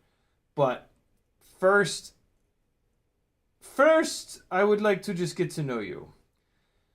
Who is your daddy, and what does he do? It is going to be murdered out, Ram. This is going to be an ultra murder whoop. Nani says, Fractal has an awesome grommet set that makes a neat little stack of HD VTX and AIO. I did not know that. That's pretty cool. I have I have an unbelievable number of Tiny Whoop grommets, though. All different colors from all different companies. It's kind of ridiculous. So we can put this thing right side up or upside down. I am going to change these grommets out. I'm going to change these out to a grommet that's longer on one side. We'll talk about that when we get there. But for right now, let's just figure out, is this thing going to sit right side up? Well, I don't even know what right side up is or what upside down is. Let's start kind of taking a look here. Yeah, that Bondic is cured up nice. As to how we're going to mount this. So what I like to look at is... What just happened? Computer just like shit the bed. Is like what's going to interfere. The top of this AIO is pretty flat. There's really nothing that sticks up super high here. I guess the highest point is the antenna, but I mean, the antenna is sitting pretty flat here. Hold on. All right, see that? See how flat this is? And that's nice. We kind of want that. We wouldn't want to try to flip this upside down because you have the thickness of the... God, I hate this fucking camera so much. Can you please focus? Everything is out of focus. You have one job, and it's to just find something with contrast to focus on. Every single camera on Earth does it, and somehow Logitech, you fail harder than anyone ever. There we go. Now it's fine. So yeah, nice and flat here. And then if we look at the Walksnail board, we're kind of looking at the same thing. Like, where's the high point? This side of the board here, the high point is going to be this button. You can just kind of line it up like that, and you can see that that button is sitting up taller than anything else. So now we just flip it over, and we look at it on the other side, and like, so we've got this plug here, which is kind of tall, but this UFL, this is almost certainly going to be the high point. So it wouldn't make a lot of sense to mount this thing like that, because A, you've lost access to that UFL, and you're going to have to pull this apart every time you need to get at that UFL. But also that UFL is going to be the tallest point once you've got an antenna plugged into it. So we're going to mount this thing in this orientation with the UFL pointing upwards. Even this MIPI connector is like very low profile here. So yeah, this is going to be the part of the board that we mount downwards. So now we've figured out right side up versus upside down. The only other thing we need to figure out is what orientation we want to put this in, right? We can put it like this. We can put it like that. We can put it like that. Or we can put it like that, right? We can rotate it in all four directions. So, yeah. How do we want to do this? The pads that we're going to have to solder these wires up to are in the rear. So if we want to keep these wire runs really short, if we were really trying to maximize every gram, we would want to mount this either like this and then run these really short, or we would want to mount it like this off to the side, because that way these wires are as close to the pads as possible for the shortest wire runs. But another thing that we want to keep in mind is that we're going to have a canopy on here, and we need to have access to this plug right here. This plug is how we get the DVR off of the board. So we want to make sure that we have good access to this plug. So let's just take the canopy and rotate the canopy in all four different directions and see if there's a better orientation for that plug. Basically what I'm looking for is there a spot where that plug I will not have access to it. So that looks pretty good there. That looks completely fine like that. Now we're going to rotate it 90 degrees. And it's totally fine like that as well. And then we'll rotate it again. All right, so now we're starting to look less good because this canopy is kind of getting close, although it does still seem to be okay. And then the last orientation is like this. Yeah, okay. So, I mean, that plug is fine in all four. The next thing is the UFL. This UFL is back pretty close to this mount hole here. So what we're going to do is throw an antenna on here, and we're going to do that same test.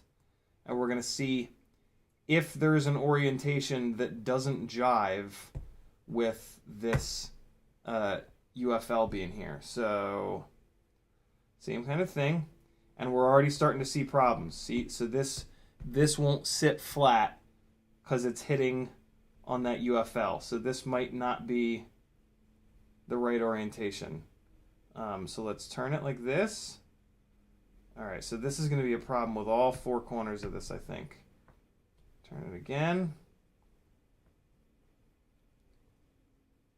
Yeah. Yeah, so this is going to be an issue. But that's okay, we're going to work it out. Certain mounting positions are definitely going to be better than others. So I don't want this in the rear. This is the rear of the canopy, and it's hitting that UFL really, really, really bad because of the way that the frame kind of sits there. See that there? So this ain't it. This UFL is not going to be on the rear of the frame. It's going to be much better suited. Man, it's in a really bad spot. So let's try this. Let's rotate this antenna kind of 90 degrees and see if that makes it a little bit better. Nope. Man, they put that UFL in a really weird location. So there are Modulus 6 canopies here that don't have this front mounting point. And I should have one of them floating around. So I think that's what I'm going to end up doing. I think this is going to be the front, and I'm just going to find one of these older Modulus 6 canopies that don't have that little front spot. So hang on one second. I should have one right back here. I think this is it. Let's take a quick look. Yep, there's one. All right, cool. If you're trying to do this build and you don't have access to one of these that doesn't use that front mounting point, I don't really know what to tell you. You're going to have to space the canopy up, and that's going to be kind of silly. I would say, yeah, I don't have a great answer for you, but this is how I'm going to do it, and hopefully you can find one of these.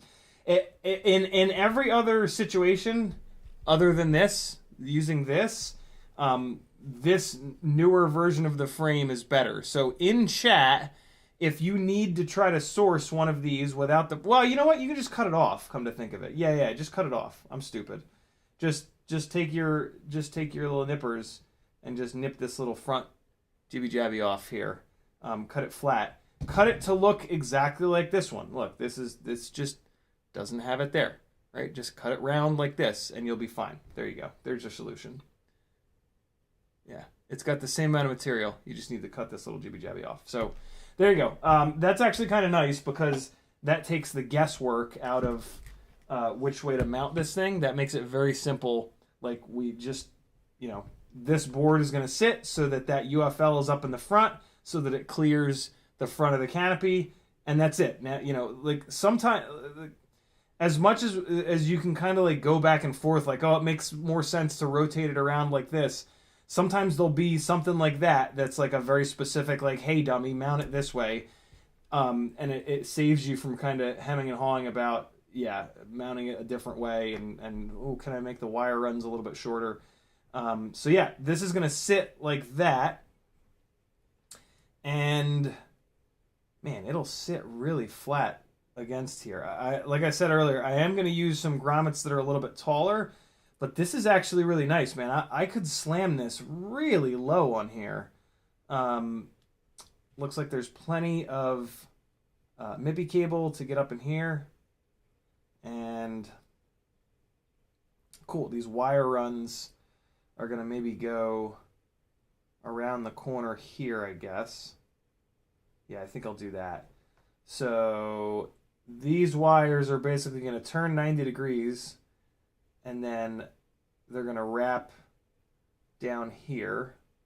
I could just send them right up and over, but in the interest of leaving these wire runs a little bit longer in case this ends up in another build that needs the extra wire length, I'm going to do it like this. And I'll show you in 1 second. Let me just get them flattened out and looking pretty. Okay, so here's how I'm going to run these guys. Just like that. And this is the rear mounting hole here. So yeah, these little guys are going to go around. Hold on, let me give you this though.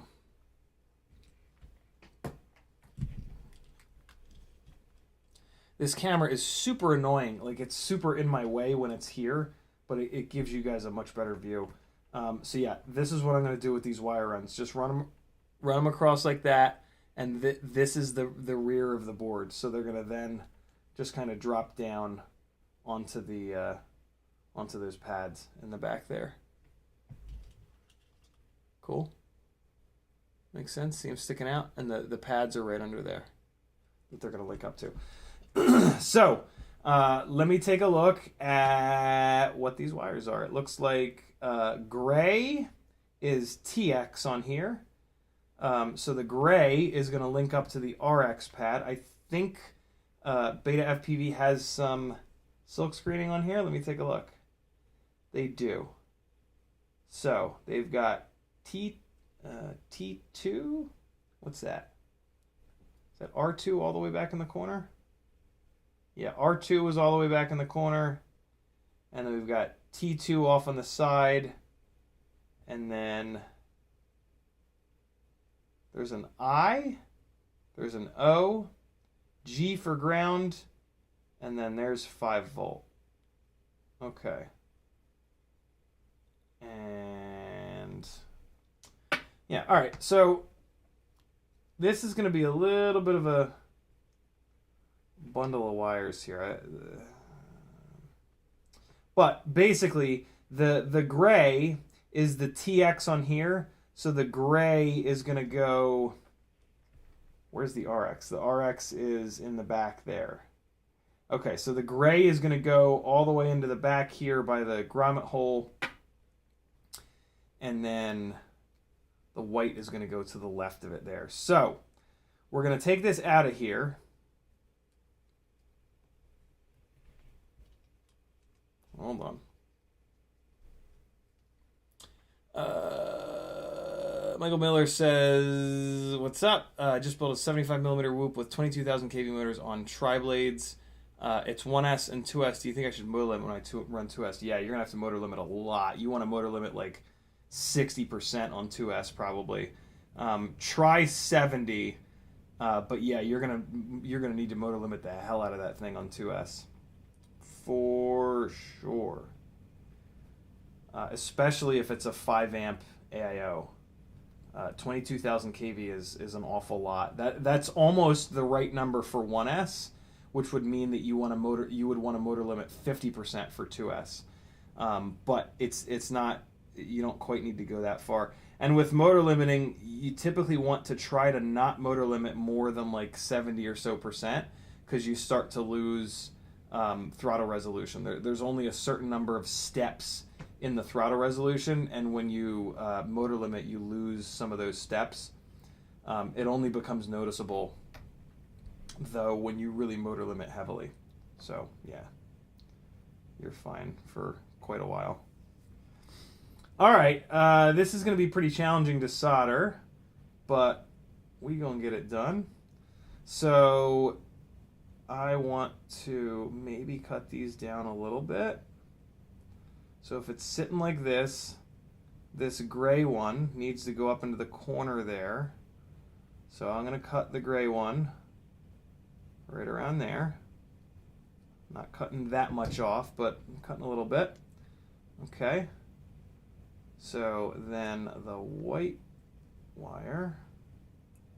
Well, I'm going to cut the white wire the exact same length as the gray one because it's kind of going right next door to it. So let's get this here. And then we're just going to kind of line those up. And all right. Cut that white one down there. And then the red and black are shorter runs, so I can just kind of take this thing upside down here, and I'm kind of tempted to cut the red and blacks the same exact length. They kind of already are. Let's see here. Yeah, they're already pretty short. So where's the ground again? The ground is, yeah, they're the exact same length. All right, so I'm going to do this. I'm going to cut them. I'm going to leave them as long as I possibly can, basically. And that means cutting them right there. All right, so I didn't leave these quite as long as I thought that I would, but I do have them like wrapped around, right? I could always take these and run them right here. I could make this a bigger bend and run them down right here, and then I would need less of a wire run. So yeah, this is fine. I'm cutting them short on this back. No, I'm not. This is plenty of wire length. All right, so I'm gonna pinch with my thumb here on these wires, and that's gonna hold the wires nice and tight. And now I'm gonna very easily be able to use my fingernails to strip this wire down. And let me give you guys the bench cam for this. You got to be a little bit careful when you're using your fingernails to strip these wires, because if you don't drive your fingernails into the silicone hard enough, you can potentially like pull really hard on the wires. So just be careful. Make sure you have a good grip on the wires if you do this. And also just make sure that you really pinch. Like make sure that you really like drive your fingernails into it so that when you pull it off, you're not pulling the silicone with it. You've already kind of cut the wires with your fingernails. All right. Here's the ground wire. Good to go. And here's the VBAT. All right, cool. So this this VTX wants, well, 1S voltage. Can I even send it 5 volt? Is that even a thing? What does it want? Does it want VBAT or does it want 5 volt? So there's a 5 volt regulator on here that beefs up the VBAT to 80%. Let me take a look at what this thing wants. Walksnail 1S light voltage. So it wants between 3.1 and 5 volt. So we can run it off the 5 volt pad. So if we run it off of the VBAT pad, it'll be more susceptible to battery sag. As the battery sags, the VTX will get less voltage. If we put it on the 5 volt pad, it'll get a more consistent voltage, and it'll get more voltage, right? Even when these things are fully charged, they're only like 4.35, 4.4 volts. So if we put it on VBAT, we could potentially brown the camera out if we run the voltage on the battery down too low, right? It's asking for 3.1 to 5 volts. But if we put it on the 5 volt pad, like the 5 volt will eventually give up when the battery dumps down enough. So I don't know. There's advantages and disadvantages to either. I'm gonna put it on 5 volt, and we'll see how it is. If I need to move it to the VBAT, we can do that down the road. But I'm gonna put it on 5 volt for right now because that will give it a more consistent. It'll put more. Here's the thing, though. It'll put more stress on the AIO to put it on the 5 volt pad because it'll be pulling off of that 5 volt BEC.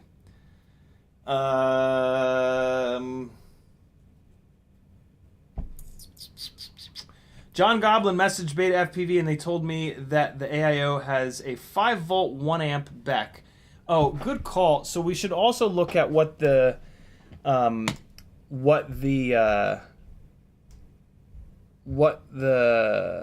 5 volt 1 amp. That should be enough.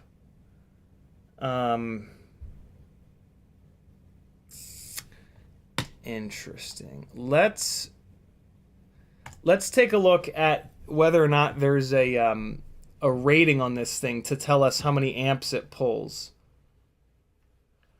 There should be. There should be somewhere in here. VTX, transmitter power.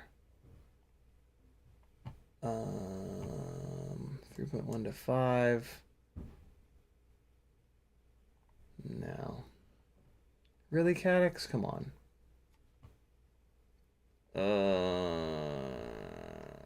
Christ. Athix will up. VBAT will give artifacts when it gets low in Athix's experience. Interesting. Jesus, Veritas Weasel used to work as a bomb tech. That's brutal. My God. I can't believe that they're not telling us what kind of amps it's going to pull. In the interest of having this Betaflight AIO last longer, I think I'm going to hook it up to I think I'm changing my mind and I'm going to hook it up to VBAT. God damn it.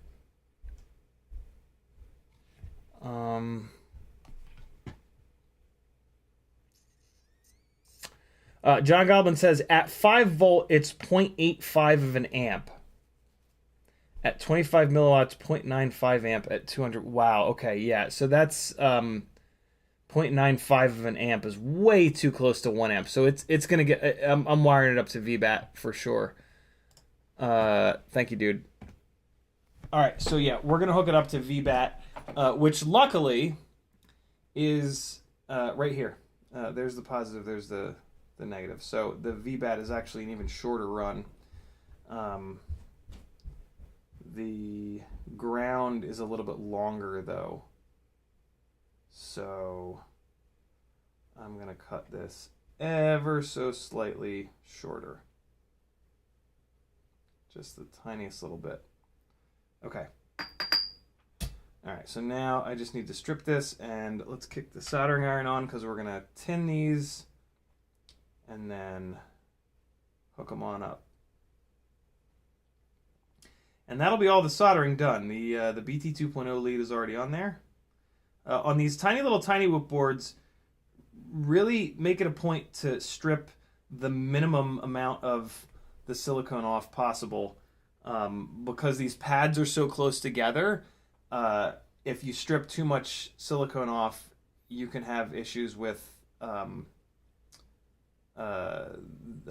shorting. So yeah, just try to remove the tiniest little bit of the silicone. Just the exact length of the pad, basically, right? Like, you don't need any more silicone than what the length or width, depending on which direction you're going to solder it onto the pad, has. All right, so I'm going to peel these away just so I can get a little bit more length on these to work. And I'm just using my fingernail to kind of push the silicone down a little bit. All right, cool. So these guys are all nice and separated. They're kind of above the board, but I'm just going to pay really close attention to make sure no little solder balls fall on this. It would be better, though, to hang these out off the board, but we'll be okay. Sometimes I do things in a way that you can see it better, but it's not necessarily like intelligent to do it this way. But it's all about you guys. Please focus, for fuck's sake, Logitech. Please.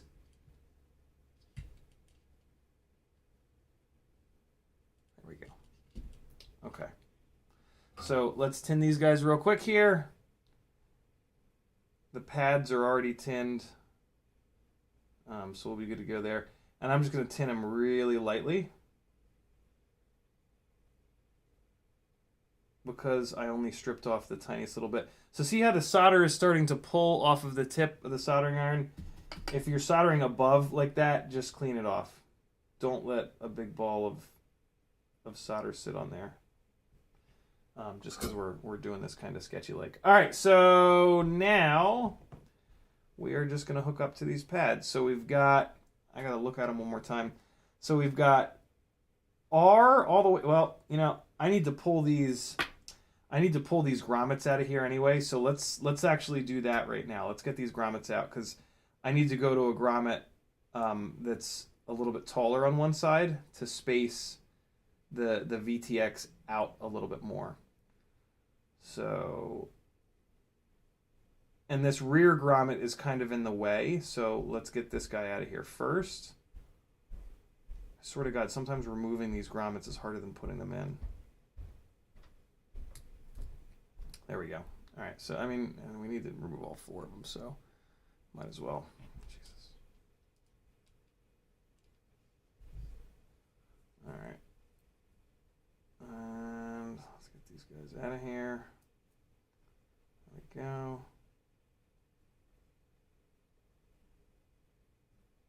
Come on. Get out. Okay.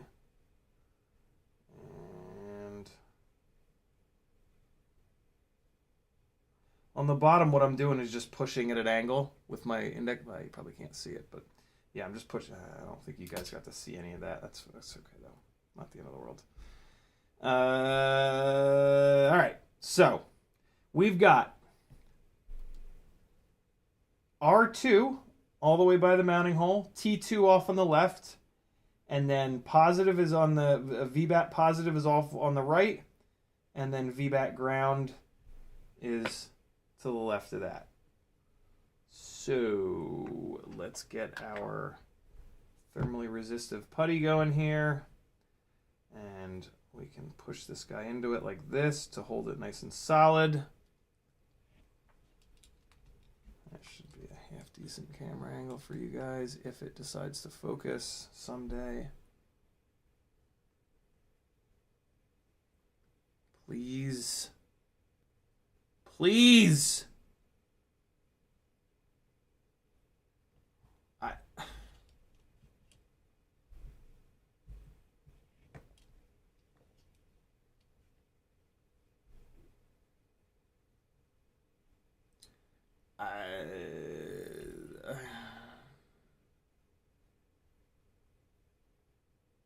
There we go.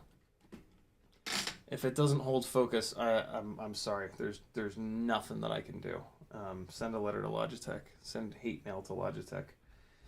Okay, so gray is TX. So gray is going to go in the corner there.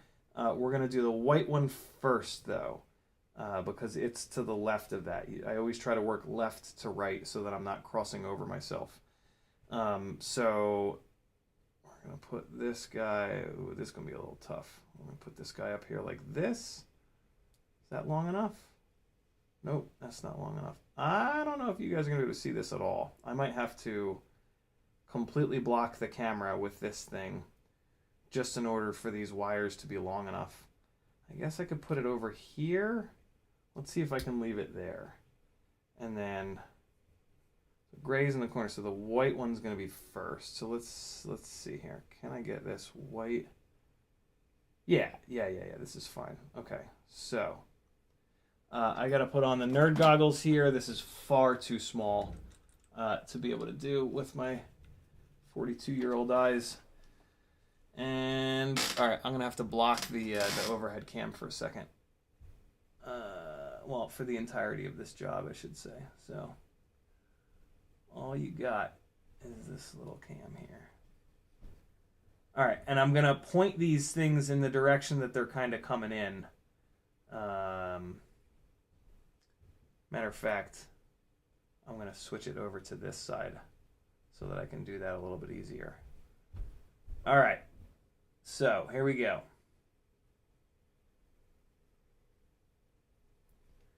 And perfect. All right, so that's going to be in there. And we got it pointed in the right direction. Tip of this soldering iron is absolutely disgusting, but I'm already like in place. And we're fine. All right, cool. Let's clean the tip of the soldering iron properly for this next one. With these tiny little wires, though, it really doesn't matter. Like the especially if you have your soldering iron up at like 700, with these little tiny wires, it'll just put so much heat onto it that even if it's dirty and disgusting, it's going to transfer the heat nice and fast, and you can kind of get away with murder.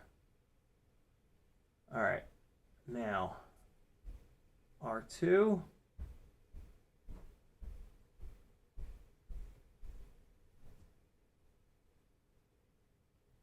Awesome.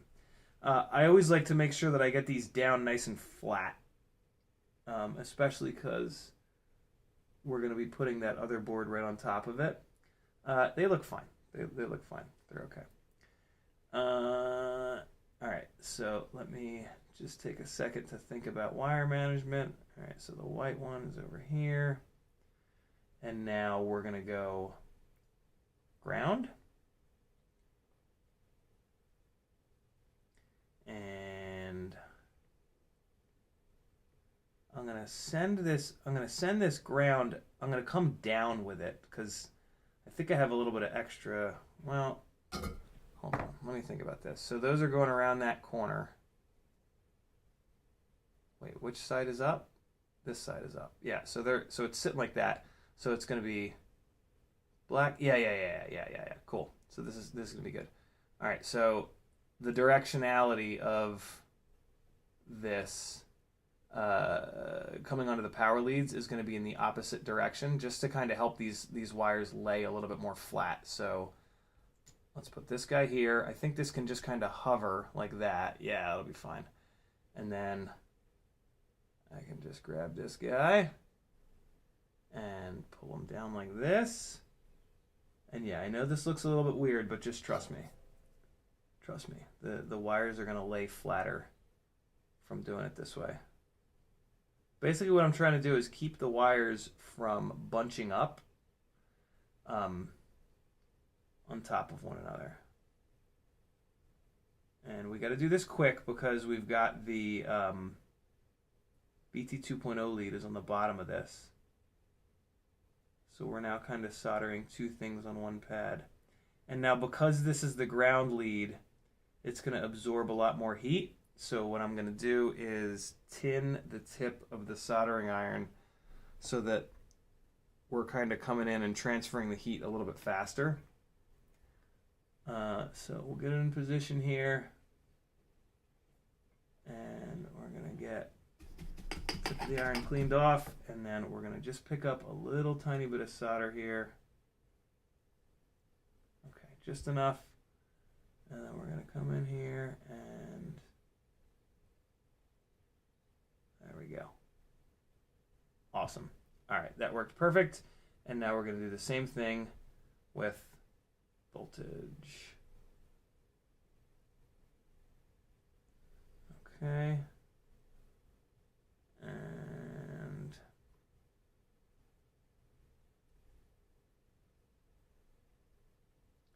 so I got it pretty good there, but I want to get it a little bit better, so we're just going to really quickly hit it again. And there we go. That's the ticket. All right, so we are wired up, my friends.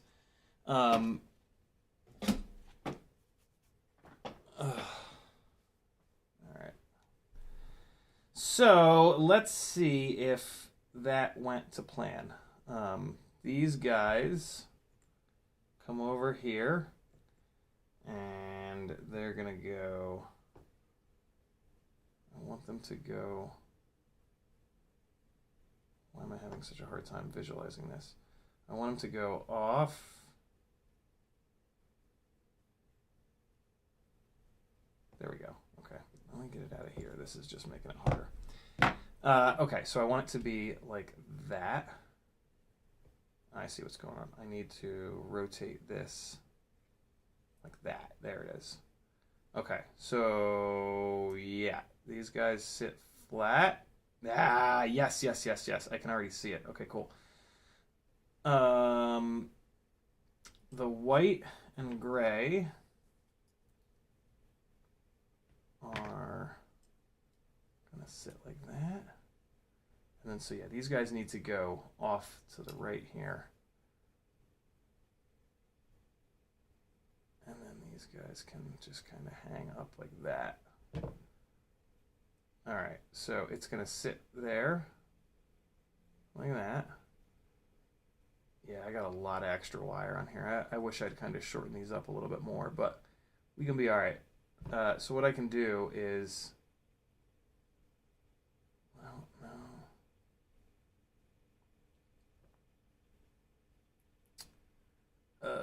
Yeah, these wires are going to be kind of all over one another. All right, so let me do this. Let me lay these guys flat like I had them before I tin them up and everything. All right, so I'm going to organize these over here like this, right? And I'm going to fold them around the corner. And then we'll kind of work it out. All right, so those are now folded around, and The voltage leads are there. The voltage leads are just way too long. I shouldn't have soldered them in that upward direction.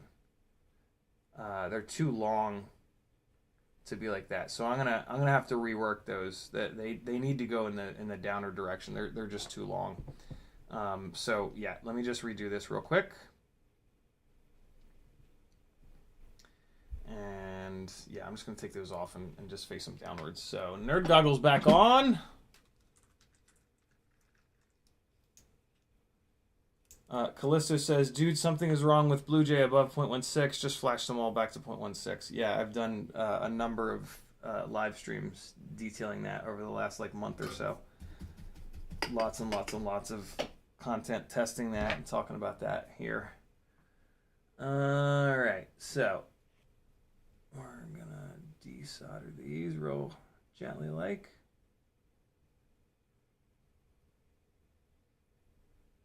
Okay. And I think that I might have just pushed the BT 2.0 lead out of there, which is not great. So I'll have to fix that in a second. All right. I can't keep fucking around with this piece of shit camera to get it to focus. I apologize. It's gonna make me freak the fuck out. So yeah, send a letter to Logitech that says, fix your fucking cameras so that live streamers can actually have something to show on their live streams. Sorry, guys. All right, so I'm going to put some heat back into the positive lead here and just push the lead back through here, hopefully. I'm being burned right now. Well, that ain't gonna work. It should be through there enough. It should be fine. Hockey Rounds with a $5 super chat because he was late, paying the troll toll for being late. Thanks for the generosity, brother. Thanks for self-immolating due to your lateness. All right, so this is gonna sit like that. I'm trying not to let. Like, I feel like these are getting all jacked up. So that's going to sit like that. And then I want these guys down here like this.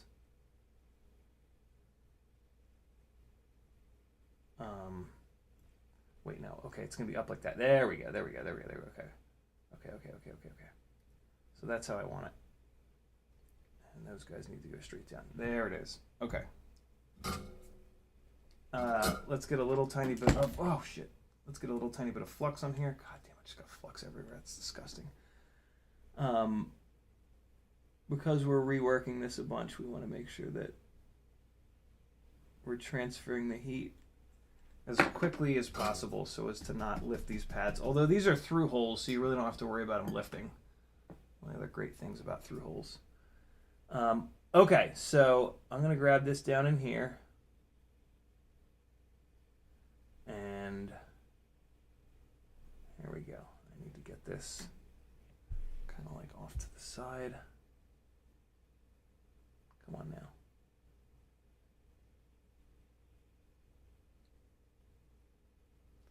Okay.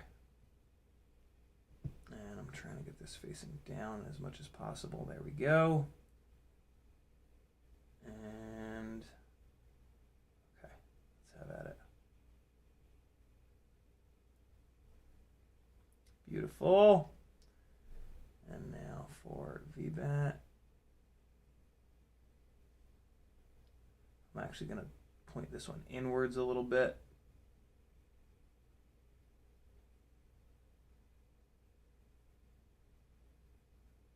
Hey, there we go. Okay. I should just be able to push that one down flat. All right. That's looking pretty good. No. Well. Positive lead could be a little bit better. You throw a little tiny bit of flux on it and just tap it once more. just real quick. It's just it's really close, but it's just not quite right. And I should be able to just real quick tap it. There it is. Much better. Much better. All right, that's perfect. And the BT 2.0 lead is looking fine. It's not the best, but it should be okay. All right, so that should be a little bit better in terms of like just kind of keeping the wire management neat and tidy so that we can really slam this thing down low. So now is kind of the moment of truth. So we got these wires wrapped around like that, and then these guys are going to go downwards, and they are going to need to cross over each other, unfortunately, but there's really nothing I can do about that. So with those going downwards, the power and ground leads are also going to kind of go downwards, and they're going to bunch up there, but that's kind of okay. I should sit relatively flat like that. Yeah, there we go. All right, cool. That's nice and tidy. The wire runs are definitely not as short as possible, but they're kind of short enough. So now we need to get some grommets on here on the flight controller that will space out the VTX enough. So you want to kind of stack these in your fingers. I guess you could do it in the frame too, but then you'd have to pull it back out of the frame. And just kind of, yeah, just kind of give that a quick look. Let's dive into the stash here. I can kill the soldering iron, which is great. And oh my God, it's 8:20 already. Holy Christ! We might not get this done here tonight, friends. But I don't know. Let's see. Let's see. You never know. I'm almost certainly not gonna fly it tonight because I'm not gonna dive into like Walksnail updating and all that stuff. I've never done that before, and so yeah, I'm not gonna try to tackle that after having streamed for 2.5 hours. I'm already starting to get frustrated, if I'm completely honest. So we're gonna pause, and we'll come back at this on Friday or maybe next week. We'll see. All right, so here are a bunch of grommets that are taller on one side than the other. And there seems to be two different heights here. I think I want the taller one. So what you can kind of do is just pick them up and just kind of like hold them up in there and see what that kind of looks like. Man, I might need even taller than this, actually. Is this one of the short ones? There's two different lengths in here. Yeah, I think I need slightly taller. I do have these light blue ones from T-Motor, and those are definitely a little bit taller. I don't necessarily want the light blue on here. It's kind of a, we kind of got a murdered out thing going. What about, we've got red. Ooh, some red ones? Okay. These are some extra tall ones here. I might end up using those. That'll definitely give me the height that I need. You know what? Yeah, let's use these extra tall ones. I forget what these are from. I think they're from a Mobula 7. Don't quote me on that. But yeah, we're going to use these extra tall ones just so that, like, no matter what, we have enough height between these two things. And then what you can do if you use a grommet that's a little bit too tall is you can just crank the screws down a little bit harder and just compress some of that grommet. There's nothing really wrong with doing that. So those are the ones that we're going to use here. Those little extra tall fellas. I think they're from a Mobula 7 split HD setup, maybe. Don't quote me on that. Okay, so now when we put these into the AIO, we're going to kind of put them in there upside down. We want the extra thick part to be up above. So the AIO is going to sit really low in the frame, but that's okay. The Modulus 6 frame will allow that. So, all right, let's get this going here. This is how I tend to put these things in. I hold it at an angle, and then I just kind of pinch and stuff. Although you guys probably can't even see any of this. Nope, you can't. Hold it at an angle with my left thumb, and then just kind of pinch it and stuff it, and it'll pop right through there. Pinch and stuff. There we go. And you're also just kind of like pushing to some extent. Just push it through there. All right.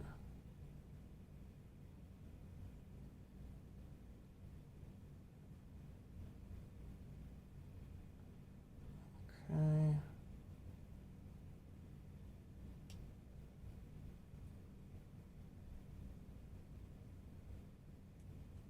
All right, and the last one here in the rear. This will be the biggest pain in the ass.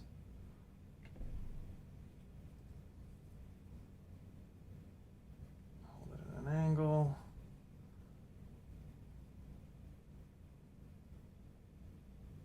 Come on. Come on, you bastard. There we go. All right, cool. So now we got those on. Now we can drop it into the frame and see if we have enough clearance. If we don't have enough clearance, at that point you're kind of screwed. Although, I mean, you can just get like a little 1mm spacer and drop it on top. I say screwed in this case because I think these are the tallest of the grommets. So yeah. All right.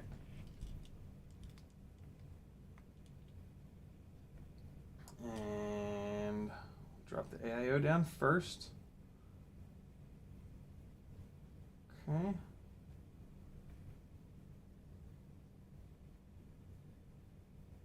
And you want to push down from the grommets. If you push down from the AIO, a lot of times you'll push the grommet right out of the AIO. So push down with the grommets. All right. That's looking pretty good. It's about as low as it's going to get. All right. And so now we're going to see how this guy fits. Oh, yeah, we got tons of room. Oh, we got tons of room. So, okay. It's going to sit right up on it like that. All right, and we got our little ELRS antenna sticking out here. Luckily, ELRS is really, really good. So even having the antenna like in kind of a terrible spot, it should still be fine, especially because it's just a, indoor kind of setup. We've got our UFL up front for the VTX antenna, and the camera should sit right here, and it's got plenty of space on the MIPI. I'm trying to manage that MIPI to make sure it doesn't get into the propellers, but the propellers tend to sit pretty low in these ducts, so it should be completely fine. And then we've got our DVR output connector here. So now the question becomes, what the hell do we do for hardware down through here? Well, I'm lucky enough to have had a couple of these rigs that have HD cameras on them, and they come with these silver bastards, which are what we're going to need to use. And I think I only have one set of these. No, it looks like I have a couple different ones. Oh god, by one set, for some reason I only have one. That's not gonna help. We're also gonna be putting the canopy up on top of this. So, okay. Sorry I'm not looking at chat, guys. I'm just trying to get through as much of this as I possibly can. Let me try these ones. I don't think that these are going to be long enough, but they're in here. I think this is what I need here. this big long silver one, but for some reason I only have the one. I thought that I had a full set, but apparently not. I have a couple other places that I can check. But yeah, let's try these little black ones here first. So let's start with the rear. We'll drop this through the canopy. Yeah, it's not going to be long enough. I can already tell. But let's try it anyway. So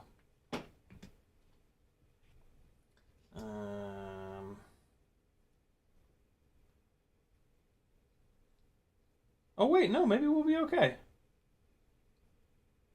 Nope. It's not even grabbing the threads yet. Yeah. Okay.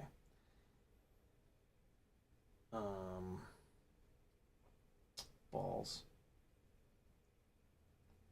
Yeah, I mean, I can see that that's not even getting through the, it's not even getting through the grommet. I don't know what these screws are. My guess would be that they're something like M1.2 or M1 or something like that, but they're almost also like some kind of a weird-ass machine thread. Yeah, there's no way that that's going to be long enough. Well, sure glad I titled this stream Beginning the Walksnail Build, because this is the kind of thing that sometimes happens and completely derails a build. Let me check in this little thing full of screws that I got back here and see if I have something longer that'll work. Carlos says the VTX should come with a set of long screws. I got this VTX from someone else, so I'm assuming that they still have those screws, but that's okay. I'll figure this out. Alright, so here's my little thing of miscellaneous screws. I know for a fact that at one point I had a full set of these silver screws here. This is what I need. Ah, yes, here's one more. Come on, baby. Come on. Two more. Yeah. That's it. Yeah. Here's three. Come on. Where's the fourth? Where's the fourth? Don't you dare. Don't you dare not have a fourth. How does that work? How is that? What? Why? What? Why? What? Oh, man. You know, is this real life?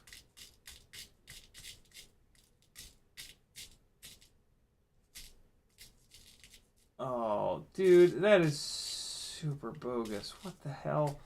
Alright, so I have one or two more spots that I can kind of check. Bob Bruce says I ordered some 1.2 by 10, so I guess they are 1.2. What about in here? Nah, these are all M2. Fuck! One more spot I can check. Not gonna find it here, but it's worth looking.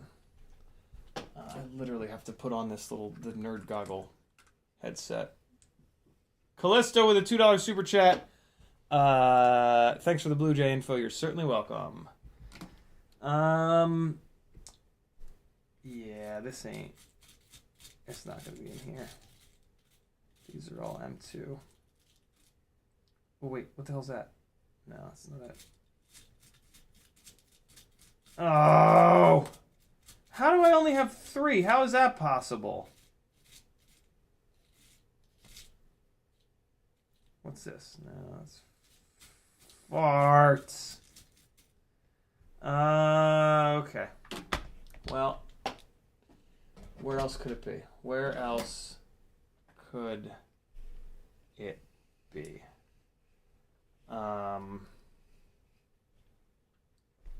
Technically, I have these big long guys, but oh fuck, sorry guys. Technically, I have these big long guys, but they have a big head on them. it's too big of a little... Oh, well, shit. Hold on, actually. Are these even going to work? Are these going to...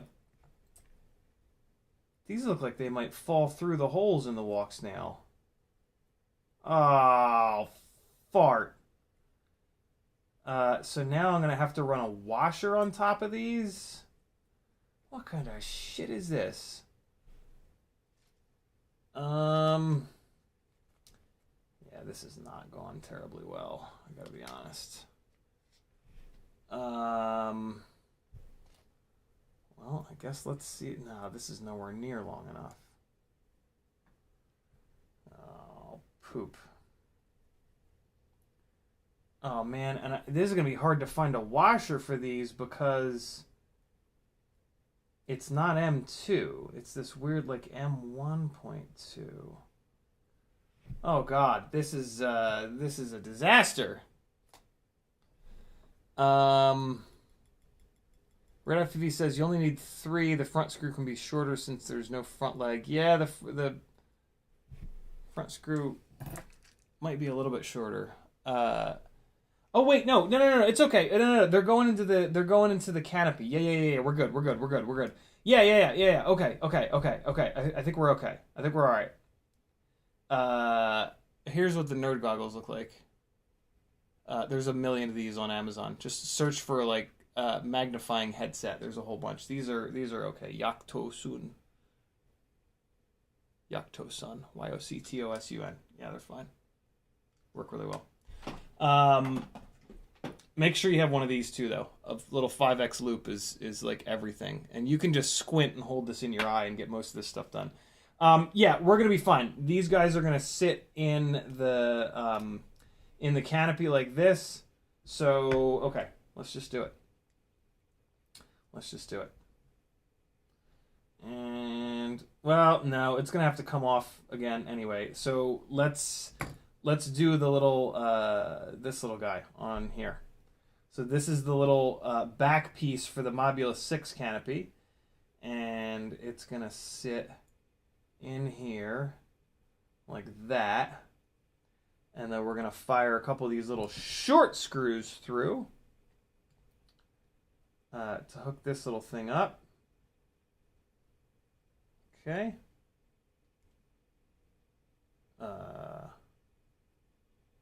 Shit.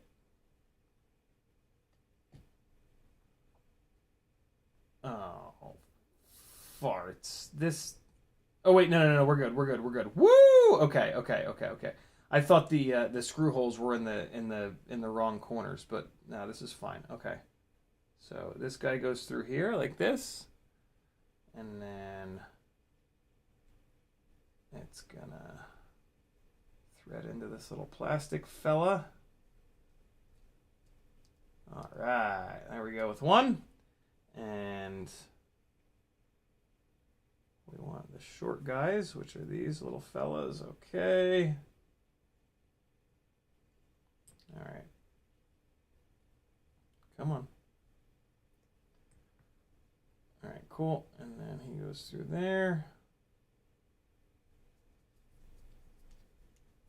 And that guy threads into that. All right. So we got our little back piece. That's going to then allow us to mount this into this canopy. I'm assuming the wire is going to go downwards. I could totally be wrong, but that's fine. And now we run into the problem that somebody had mentioned where the lens doesn't quite fit through this canopy. But what I'm going to try to do is just force it. Yeah, so I think it'll be okay. Let's keep trying to get this fitted in here, and we'll see what the hell. No, it is not going to be okay. Well, maybe. I don't know. Let's keep trying here. Hold on. Okay, so there's that one lined up, and now let's see if this one will also line up, and of course that one just popped off.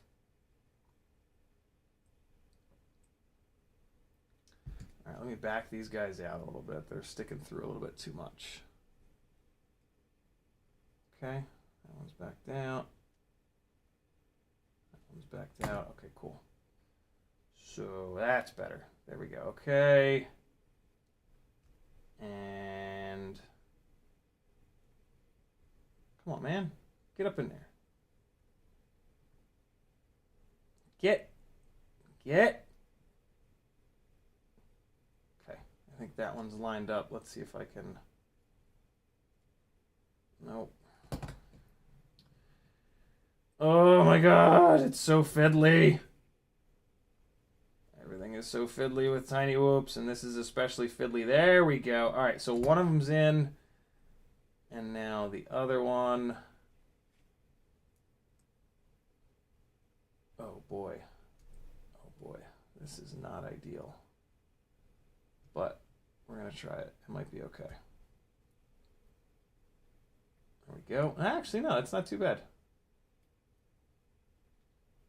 All right. Got that guy. All right, cool. Not bad at all. So those are in. Now we can. I'm going to have to figure out something to do. There's a little bit too much extra length on this MIPI cable. Might be okay, but I might want to do a little bit of something with it.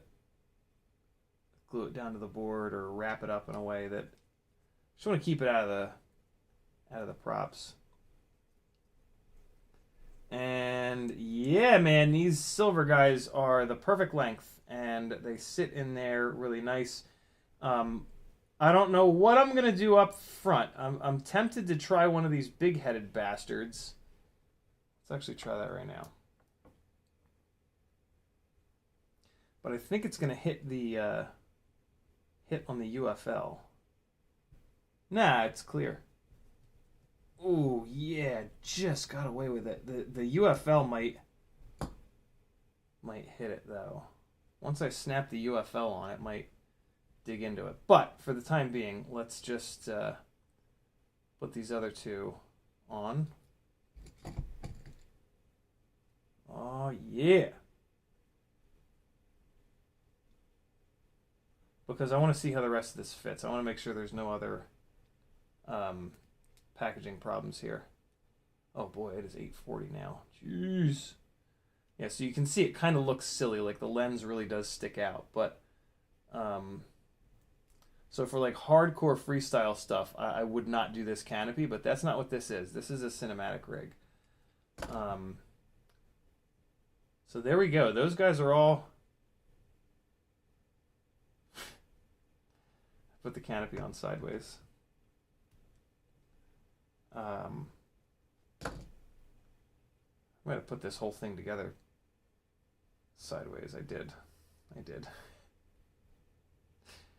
What an asshole. What a dummy. Everything is in here 90 degrees. God damn it. All right, let's take it back apart. That was pretty stupid. Oh boy. It's fine. Everything's fine. It's fine. I don't know how the hell I did that. That's pretty silly.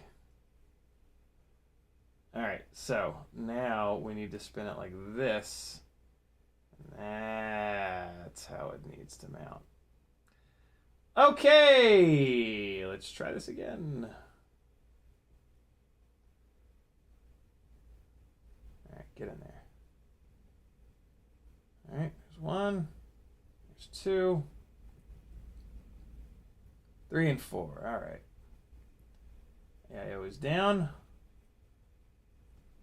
Now I just need to get this guy set back here. Okay. All right. Okay.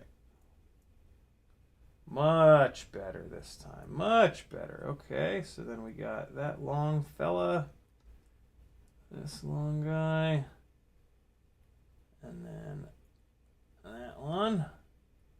Oh man, this is ultra fiddly. Jesus.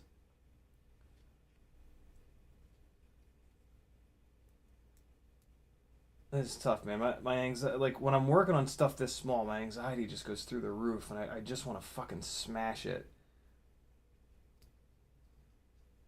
Don't be crazy, friends. This canopy kind of hits a little bit here, but it's probably okay. There is no gyro on this. You know, your gyro is on the board down below. So it's kind of fine to have the canopy pushing against the top part here. You're not gonna, there's not gonna be much of an issue there. That looks pretty good. I don't need quite that much up tilt. Let's make sure I can go. Oh man, this canopy is broken. God damn it, Larry. This canopy has a huge crack in it. What the fuck? Oh, it's cracked all the way through too. Ah! All right. I think that's a good stopping point. Okay,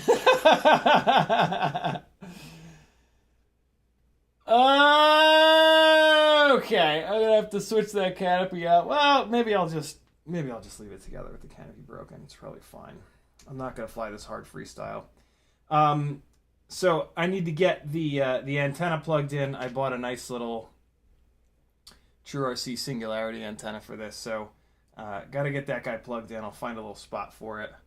Looks like I might be able to just put it out the back. No, not quite long enough to put it out the back there. Maybe looks like it's too long to stuff it inside.